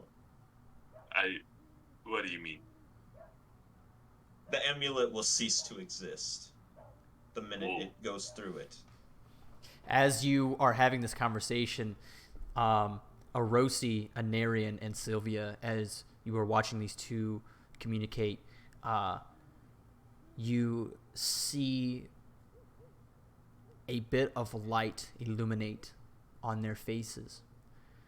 The light being this light lime green color, as simultaneously everybody looks down and the amulet facing up is now glowing. The gems are glowing with this lime green light that is illuminating just your two faces as you're communicating. The only other light being that of the small flame in the corner of the room. That can't be good. It doesn't seem like a great thing that's happened. I'm gonna be honest. Based on that, we probably shouldn't go to Decimity because there's a solid chance that it may just like blow up on the way there. The lime green light eventually dies down as it's overtaken by the orange of the candle. By I think the way, that thing is have I ever seen it do that before, Ryan? No. Do I have any memory of like that ever happening when my mom had it or anything? Okay. Well, I didn't even know your she mom. had it, did I? I mean, you didn't know your mom had it until she. Okay, that's true. She showed it to you. So. So I really think that right there that just happened, that thing, I think that takes Decimity off the table. So how far away is this sphere thing? And maybe we should give it to the other guy. If we give it to Ontero, Ontario, got it. Ontario, yeah. Fucking that's hell, I bro. know. Ontario at the Red Roof Inn. Yes. If we give it to Ontero, the one thing is he'll eventually try to get it to Decimity. And the thing is, we don't know what the people we give it to will do with it. If we just destroy it, we just destroy it. But again, no reward. It's really if what you kind of seek. Do you want a reward, or do you just want to keep it out of people's hands and get rid of it? do you trust on tarot? I wouldn't trust anyone with something like this. Yeah, But because you that's said up it's to you. like basically a bomb. Yeah, a really bad one. So Do you I know what will happen when it activates? It's just really powerful, chaotic magic.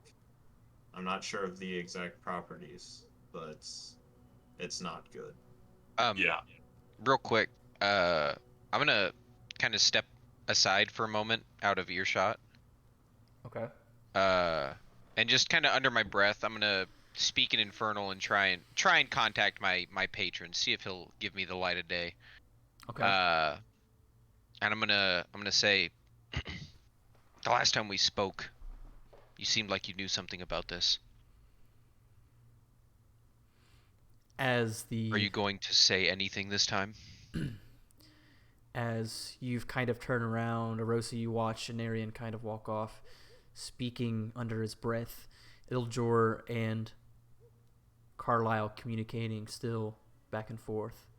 Anarian, you step to the far corner of the room and mutter that in Infernal, which I don't believe anybody else knows. I don't think so.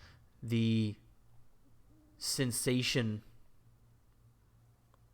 the concentration put forth in speaking with this entity. Moments pass, no answer.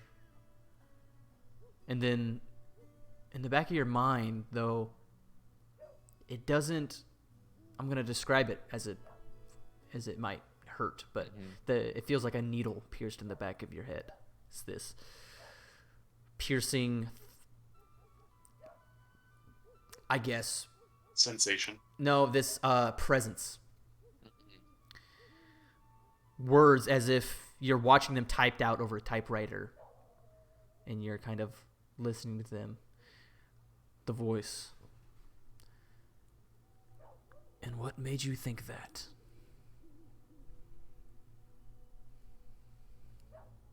You specifically told me that we would not get the information we're looking for where we're going. If you didn't know something about that, how would you know that? You know, I like to toy every now and then. It's ever so fun. I do what you ask. I whet this blade and you give me nothing. A few moments pass. The presence looming.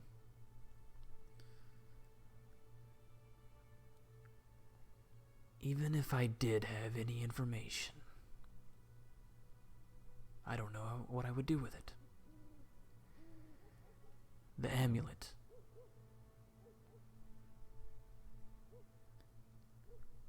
A few moments goes by.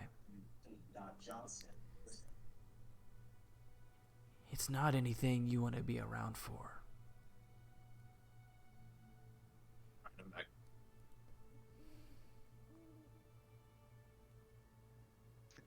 Well, that's something. It's more than you've given me in the past.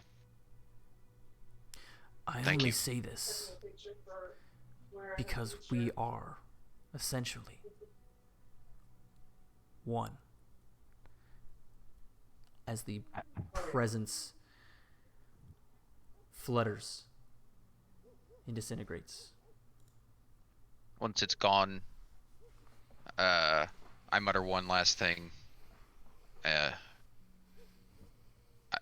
Then maybe you should trust me, as if that was the case. And I turn and make my way back in. The presence is hollow.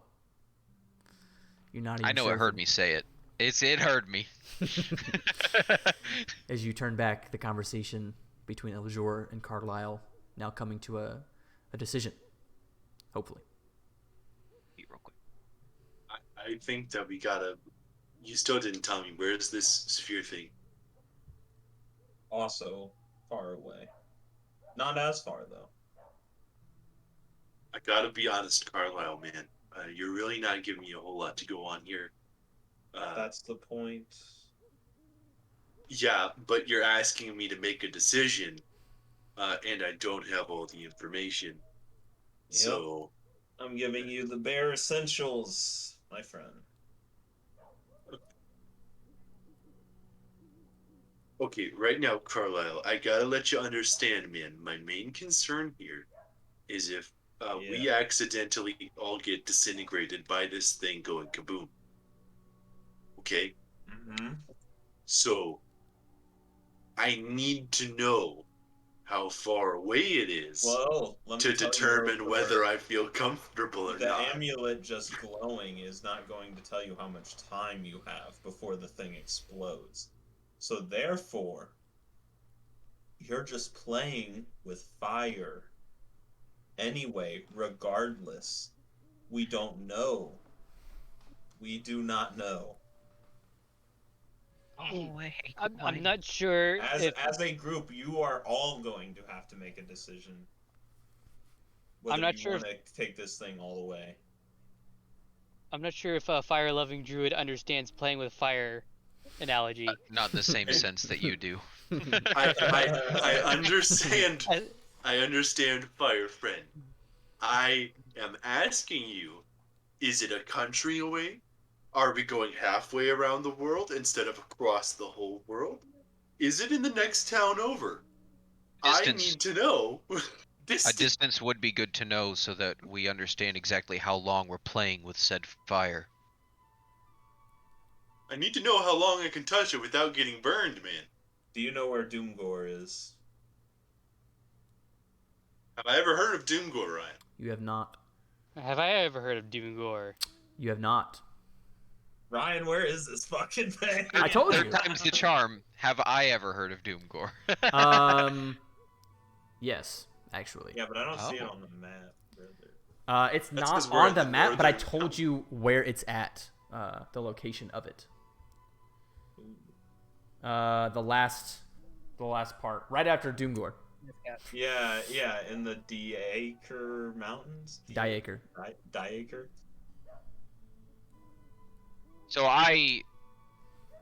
after he says, do I know where it is, or have I just heard of it? You don't know where it is. Since Cody didn't say it, it's a Duragar settlement society. Within so- it's You in mean, it's in the like, mines. It's in the This it's one? the Right up here? It's roughly yeah up there.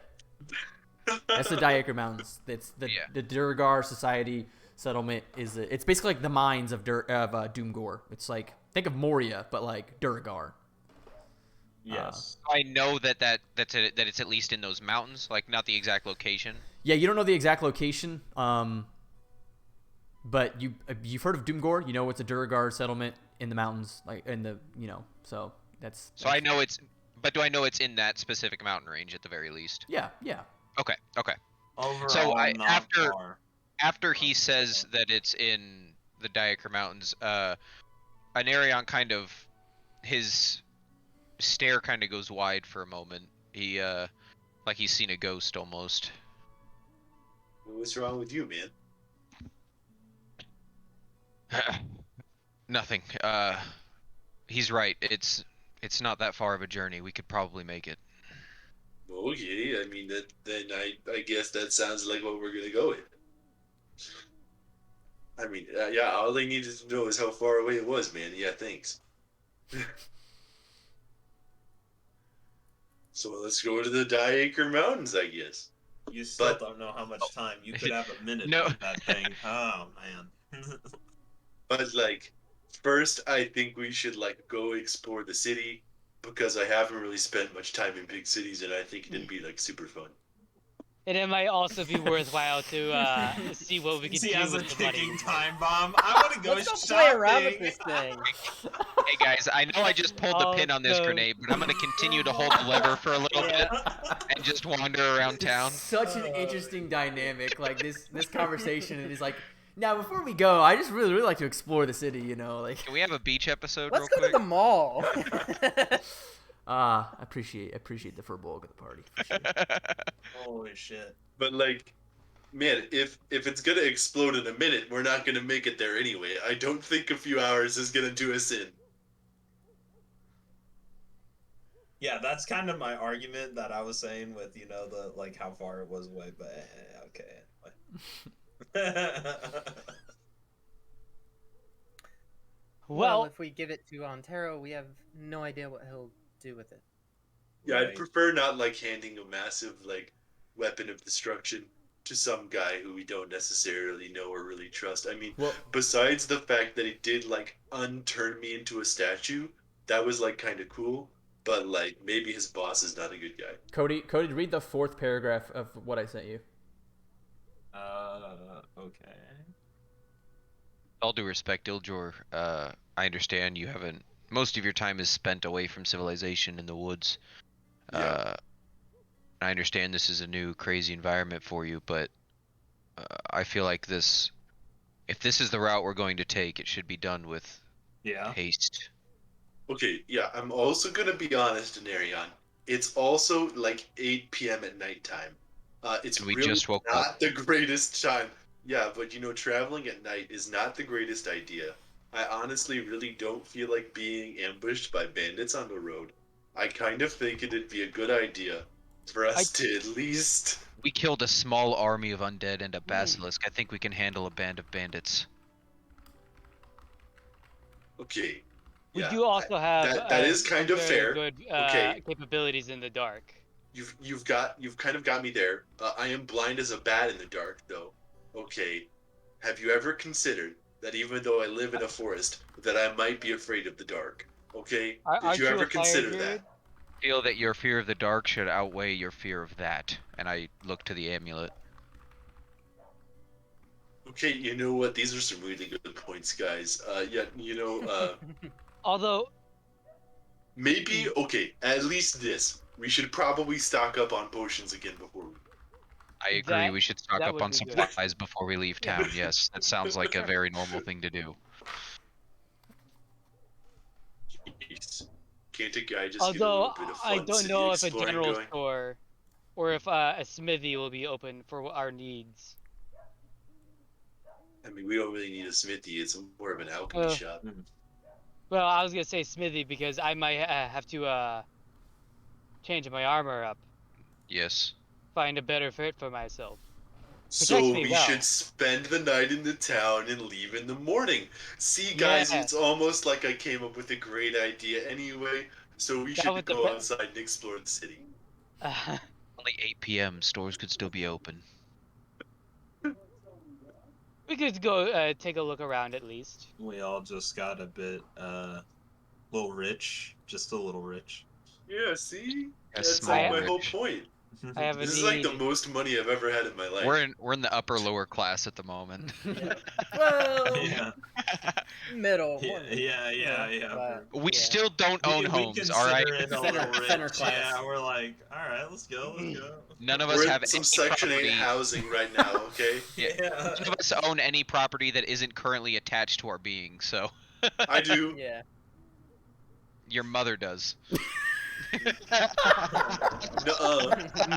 I own this necklace. That is still on your being. Nuh-uh, it's on the table. That was your mother's at one point. It's on the table, he says. Your mother handed you Yes. a grenade. She was not Yeah, already. Mom said, "Here, hold this." I have wealth that's not attached to me every evening. It's called dinner, and then I eat it. Yeah, okay, I'm gonna be honest. She did kind of hand me a bomb, but I would kind of prefer myself blowing up rather than my mom. Look, I understand that sentiment. Your mom goes jewelry shopping. It's like, this is a nice gift for my baby. It's a fucking bomb. That's hilarious, dude. That's tragedy, dude. An anthrax gas capsule. This looks like Yeah. a nice present. Oh man. Yeah, that's pretty fucking ironic. Holy So what's everybody's course of action? It's 8 p.m. Stores I'll are look for for the an- most part open, but Yeah, if stores are still open, then I could probably actually no. I'm okay on healing potions. let me just go through Iljor. So wait, so everybody wants to kind of like go about the city, get some things, blah blah blah, whatever. Like, what time are you About guys meeting up? supplies. Yeah, are you guys like? I'm assuming you guys are going to different shops, kind of splitting up at least once, like at least a couple groups. I'm gonna trust one person to go to the alchemy shop. I kind of I just will. want to explore the city. Okay. Well, assuming Iltor that doesn't necessarily have a destination in mind. you guys do go out and explore or whatever, like establish a time on what like when you want to be back and try to get some rest before the trek in the morning. An hour. Are we leaving in the morning, or are we leaving as soon as we gather supplies? Let's leave in the I- morning, and then no. Well, Yeah, let's leave in the I would morning. I was thinking we would just take an hour to get whatever we need and leave right then. I agree.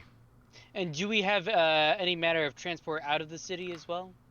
Yeah, our I'm our sure we carriage could is still arrange it. here. We do have our carriage We here. still have Yeah. spirit and soul. This is true. There's that like farriers. It is kind of my boss's stuff, but That is What it completely up to you, need. Orosi. That is your call. oh, I mean, did he The say, like, carriage we was can use not it authorized to be well? taken to the Diacre Mountains, but it's completely your call. ooh, I'll just buy like a cart or something. Are you gonna buy horses too? Orosi is scared of his bosses taking his head. Too, if I worked for the Thieves Guild. As Yes. as So you we're say leaving this, in an hour? I Is that believe what we've decided on? I believe, by the way, just for in character knowledge, I believe that is the first time Sylvia or Carlisle have been made aware of Arosi's connections. So Yes. just take that as you will. I'm sorry, I was kind of like reading crafting stuff to see like if I wanted to do anything in the town. What? Just happened? Carlisle has just learned that Orosi has Thieves Guild connections. Ooh, I like it. Dirty, Dirty. reptiles. Literally in the sewers. So Yeah. Literally. He's basically we a had to teenage kill mutant rats on the ninja way turtle, there. except evil. Not Okay. evil. You don't have to be actually. evil to work in the Thieves Guild. It's not like a prerequisite, man. Yeah. it is not, you know. They take all kinds. I would know. Okay, so are But we yes. leaving in an hour or what? I would like let's to, get. and it Yeah. seems Sylvia would like to as well. Rusty's Okay. over Yeah. here like, I'm a criminal. I'm a criminal, guys. By the way, Yeah, I so- don't want to take No, my this is boss's horses. So Anarian and Sylvia want to leave right then and there. Uh. What's everybody else say to that? Well, Nary Well, and so Sylvia after I want to gather leave in an hour. supplies, Right, after we right. gather Yeah, supplies and I'm stuff, yeah. looking I'm looking at shit Um, right but now. within Because the 5e night. work different. Well, Narian, I thought you said you were going with me. I thought we were going to go adventure. I need to gather supplies first. I want to make sure that I'm prepared for this journey. Actually, Okay, how about you, Orosi? Oh no, you said you were going to go buy horses. How Either- about you, either- Carlisle? You want to go adventure through the town with me? I need to get some supplies first. But God damn it! All if of we- you are if- so boring. I mean, if you You get could- the supplies, we can Look, go. I will adventuring. travel around Ildor. any city you Afterwards. want after this, Ildor, but we need to take care of that before it hurts someone. Or all of Yes. us. Fine. Okay, I'll go with Orosi then, I guess. Just because I gotta make sure that the carriage is actually gonna be able to support me. yes. Yes. Yes. Orosi might also go up to either a leather worker or maybe a smithy if there's the time for it to see what options there are for armor. Okay. Just need to swap anything out. Okay. Ildor, are you buying things, or you just want to like go and explore essentially? I wanted to go and explore, but everybody's like, nobody wants to go explore with me, Okay. so I'm just Yeah. gonna go with Orosi instead. Yeah. All right. And Anarian, what were you getting again? Potions and shit. Yeah, just basic supplies. I'm just gonna buy some potions, and if we need to bother with like rations and shit. Okay. And Orosi, you're heading to a Well, I thought Sylvia was going to the potion shop. I thought we were having one person That's- go to the potion shop to buy I'm not making potions. her buy everybody's potions. I'm gonna buy my own potions. Raptor, you were the first one who came up with the one person going to the potion shop. I mean, anybody Right. could go. Yeah. Arosa, you're seeing a Isn't leather Isn't that worker just for more armor. efficient? Yes, and as well as securing a horse and carriage, or at least something to carry all of our crap. Gotcha. That is tents. Gotcha. Don't And forget, we gotta go get our stuff out of the carriage too. Then Oh yeah, that would be terrible. Sylvia. I'm just going to buy potions, basically. Is there a general store or apothecary? Yeah, absolutely. I just want to know exactly what you're getting so I can just keep track of everybody. Yep. since I came up with the sorry to interrupt you, but I just want to say this before Sylvia leaves. So since you're going to the apothecary, can I give you some gold to pick me up some spare potions? Sure. Okay, let me just see how many I had. Could you pick me up? How much is a potion of healing, Ryan? Do I remember? It's hold on. 5, right? No.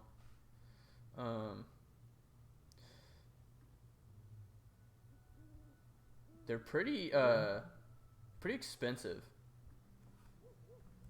because they're rare.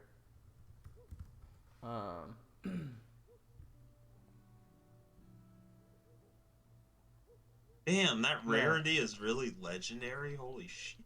I'm gonna half these prices because they're pretty crazy. Well,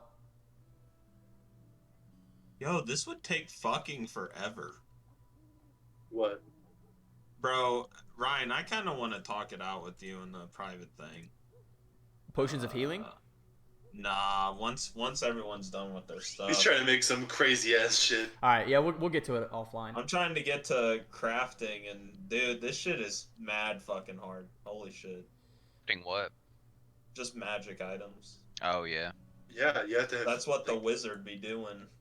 in a Well, lot of games. Yeah, they actually the artificer class is like the dedicated magic item like maker.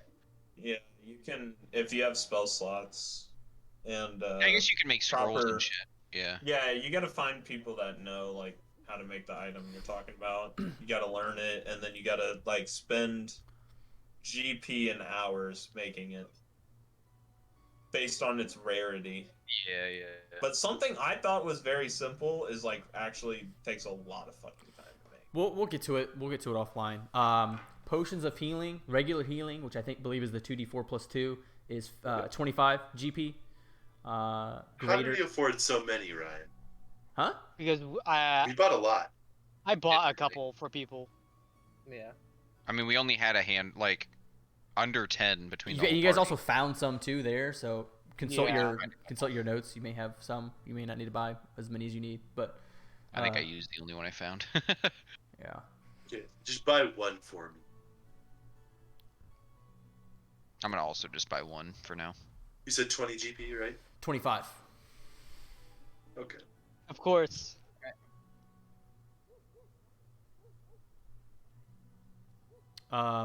Okay. So I mean that's the only kind of stipulation if you guys are splitting. Iljor, you said you were going with who? Sorry. Going with a Rosie. Arosi. Yeah. Carriage shopping just to make sure that it doesn't break when I try to get in. Yep. Orosi, you are met with the armor smith, and he's a very well sized dwarf. I'm not gonna get into like super specifics with every encounter, but he's fairly fair in negotiating. What exactly are you trying to get from him?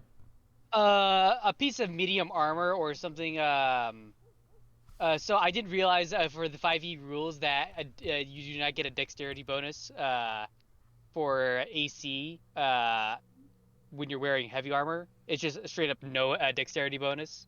So I'm gonna look around for medium armor and see what options there are. Okay. He has hide, chain shirt, scale mail, and then like a used breastplate that would be like somewhat less, but it's definitely been worn, I would say. But how much is a scale mail for? How much does a scale mail go for? let's see. The scale mail will run you about 40 GP. And Orosi kind of shuffles through his things here, and actually, no, he's not wearing it right now. Pulls out his chainmail. And how much would you take this for? It's heavy armor. Let's see, +6.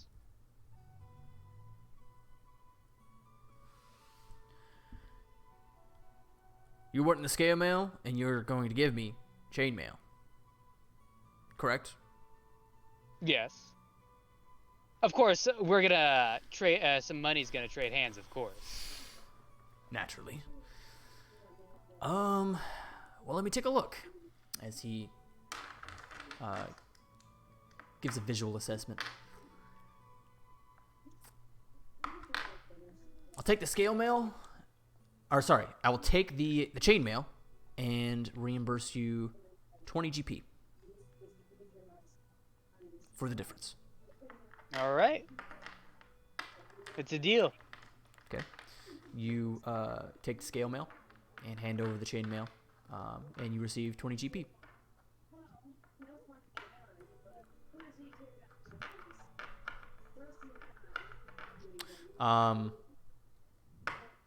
Iljor, as this is going on, you are browsing, looking around at the various shops in the area, the vicinity.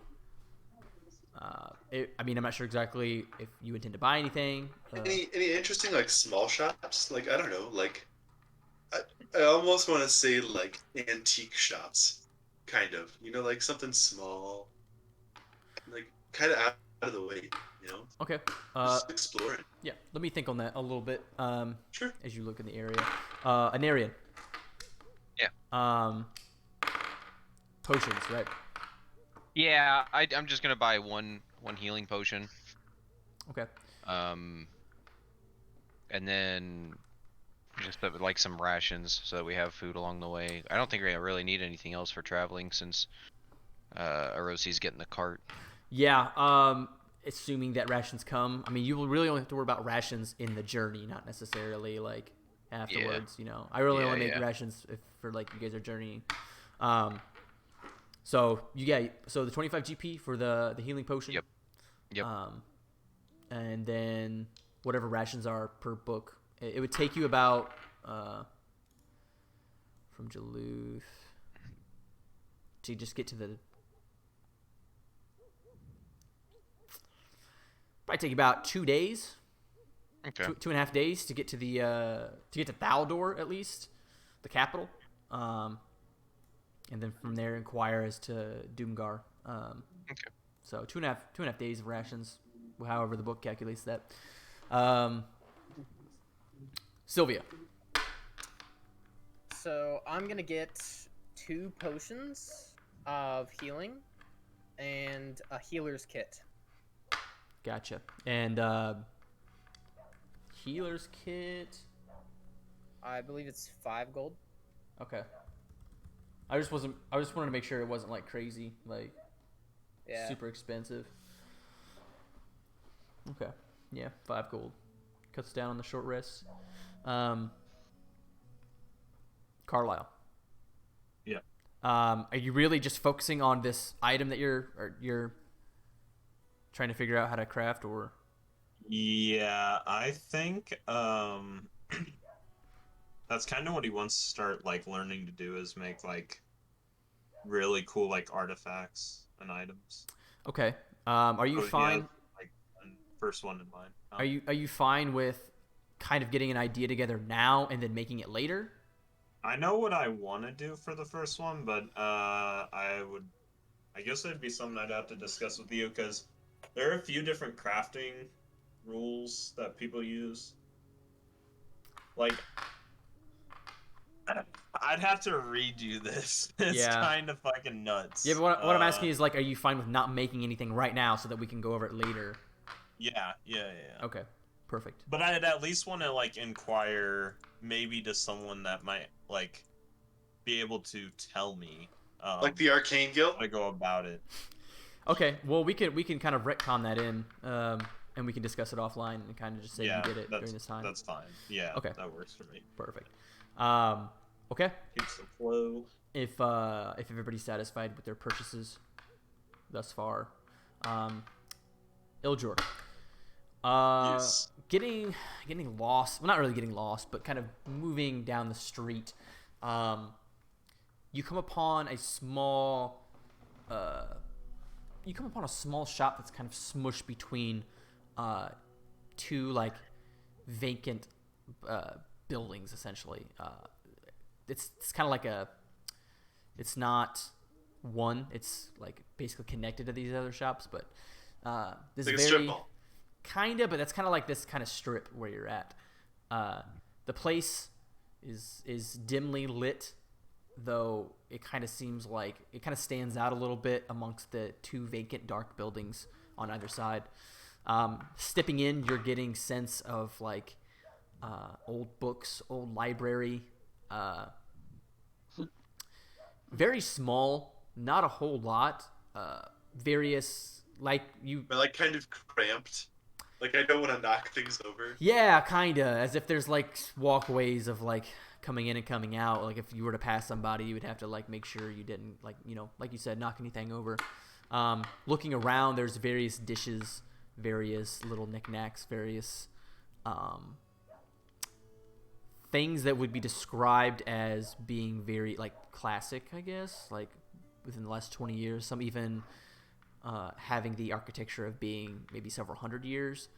All from what you can tell would be like scrap. Like maybe it would only go for like maybe it would only be valuable to maybe a collector or someone who has a very niche hobby. Making your way up towards the front, you're met with an elderly lady, human, probably 70s, as she is kind of moving about. Your eyes meet her as you're kind of looking around. Is there anything I could help you with? Oh, I'm just in town. Be careful. You're a very large individual. Yes, I know. Watch ma'am, the. I'm sorry. Watch I the, did. Yeah. Why didn't you come? Why don't you come here, young? Get closer to me. Okay. Yes, ma'am. You kind of remind me of my mom.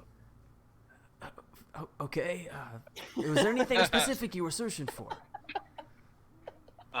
Well, honestly, I was kind of exploring the town. I don't go in big cities much. I'm in the druid, you see. And I found your shop, and I just wanted to see if you had anything interesting. Well, these items are, in a sense, in the eye of the beholder, you see. A lot of these things I've acquired in my tenure in Jaluth as well as Thaldor, and I even did a part-time, in Bureaucrest. So I'm kind of. These were once all mine, and I'm just looking to get rid of them as I have no use for them. Do you have anything I don't know, kind of like related to, I don't know, nature? Do you have any nature stuff? I like nature stuff. I might have some small sculptures of various wildlife. Yeah. Do you know where they are? I'd like to take a look. Yeah. Just one moment as she adjusts her glasses. She's very short. You're very she's very tiny. I'm like towering over Yeah. her, but I'm like, I have like my arms like pulled in so I don't like accidentally knock anything over. Absolutely. As she goes to the back, she's very cautious about moving around. As she's just like moving freely, actually. You're always kind of sort of on edge, making sure you're not hitting anything. She just like walks as if she knows like the exact place where everything is. As she takes a moment to kind of reach around, she comes back. She holds out her palm, and in her palm you see this sculpture of it's probably like 6 or 7 inches of a treant. She says, Ooh.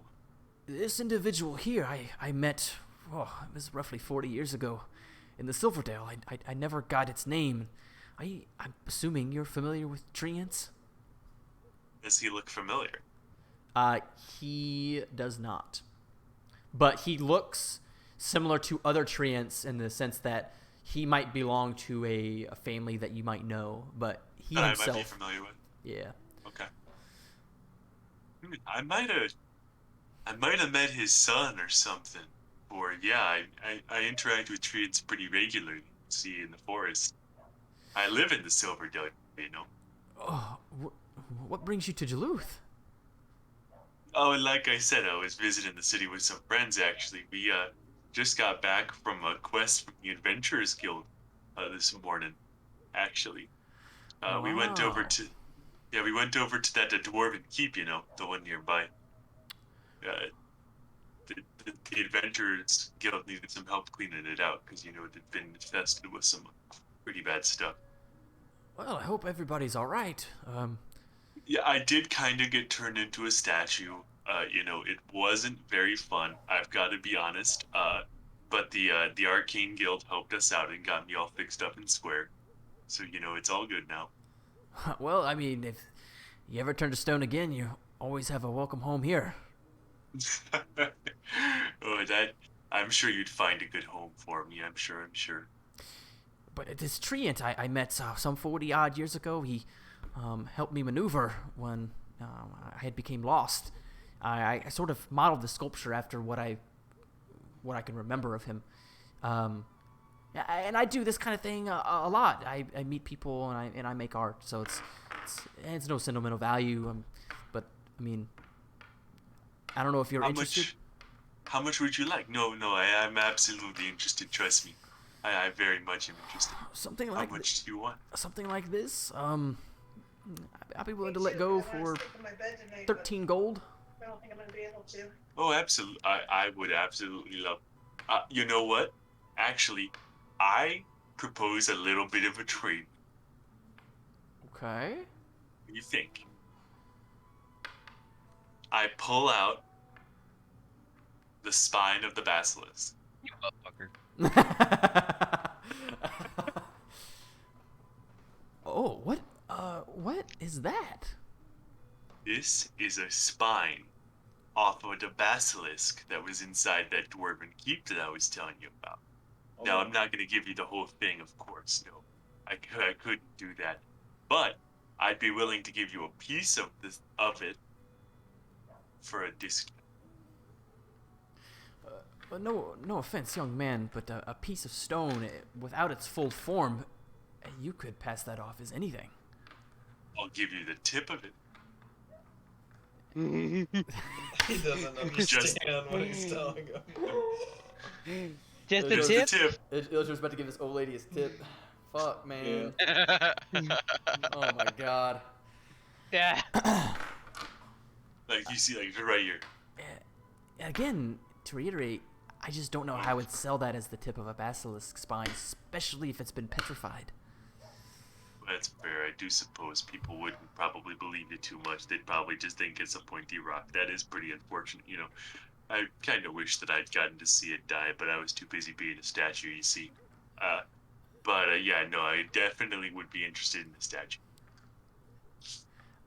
I'd be willing to give it to you for 12 gold. You seem like a very nice young man, but No, I'll give it to you I'll take it for 15.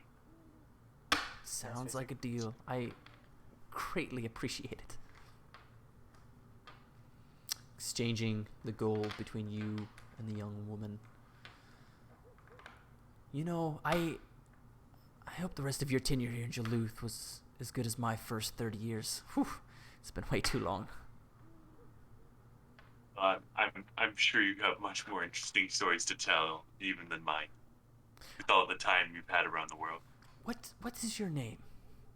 My name is Iljor. Iljor. One of the very few Fearbolgs I've ever met. It was a pleasure to meet you. My name is Marianne. Well, Marianne, I thank you for letting me into your shop, and I'm glad I didn't break anything so far, and I'll do my best to continue to not break anything as I slowly extricate myself from the. Me too, Ilchor. Now, I apologize. We are closing up shop pretty soon and it's getting pretty late, but I appreciate your service and I appreciate your customer service. Or not customer service, what am I thinking?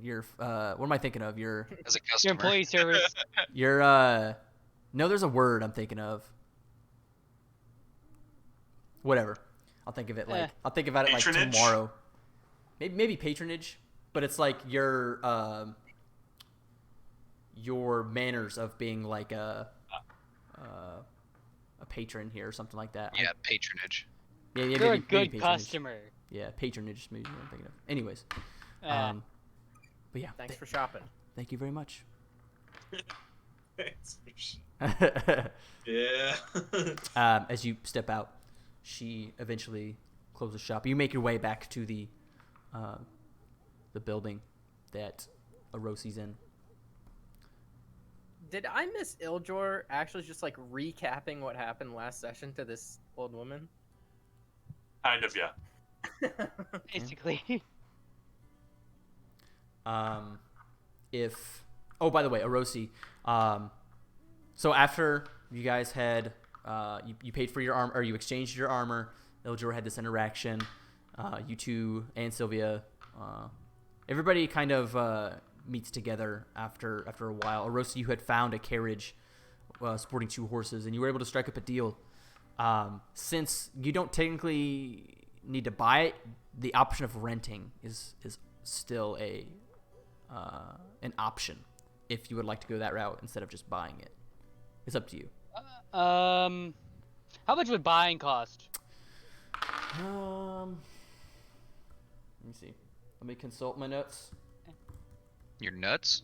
My notes. Space hole? Don't you mean the prison wallet of holding? the prison wallet of holding. I love that, actually. Buying one would roughly run you about 60 to 80 gold, depending on what you were getting. If you were renting it to go to Thaldor, it would be around 30 GP. We do have to go into the mountains. Which I mean, you could, if you take it past Thaldor, it'd probably be 30 gold to get past Thaldor into like halfway between Thaldor and Starstrider Hold, if it's in that area. But I'll buy the horse and carriage. okay, Get that out of the way. damn, okay. Hey, balling out. Okay. To accommodate everybody in the party, and maybe a little bit more depending on what you guys like would have on you, 65 gold would be like a good starting point. All right, 65 gold. That comes with an overhead too, so you have some protection from the elements. Awesome. 65 gold out of there.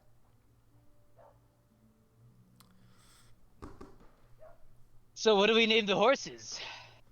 It's completely up to you. They are your Ooh. horses. Yeah, true. I'm not too good at names. I got you. I'll I'm name gonna- that one. That one, Just the open up the brown floodgates. one. That one Can will I- be a wood, and the other one, it's kind of black. What would you We'll name that name one? this one Ebony, and we'll name the other one Birch. I'll do.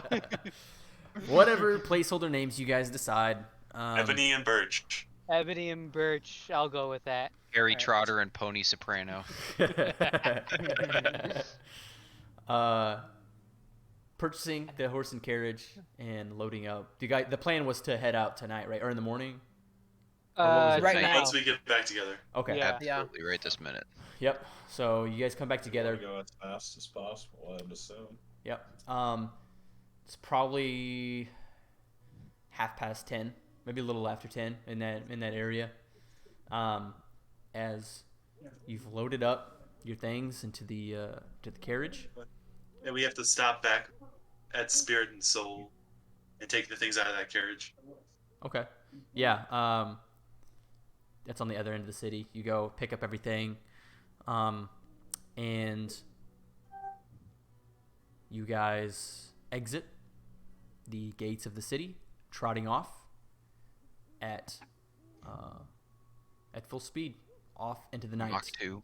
Off into the night towards the Brownog Hills, towards Thaudar, towards Doomgar, the Duragar Society. And that's where we will end session tonight, boys. Hot. Nice. It's getting to be that time. Hell yeah. Alright.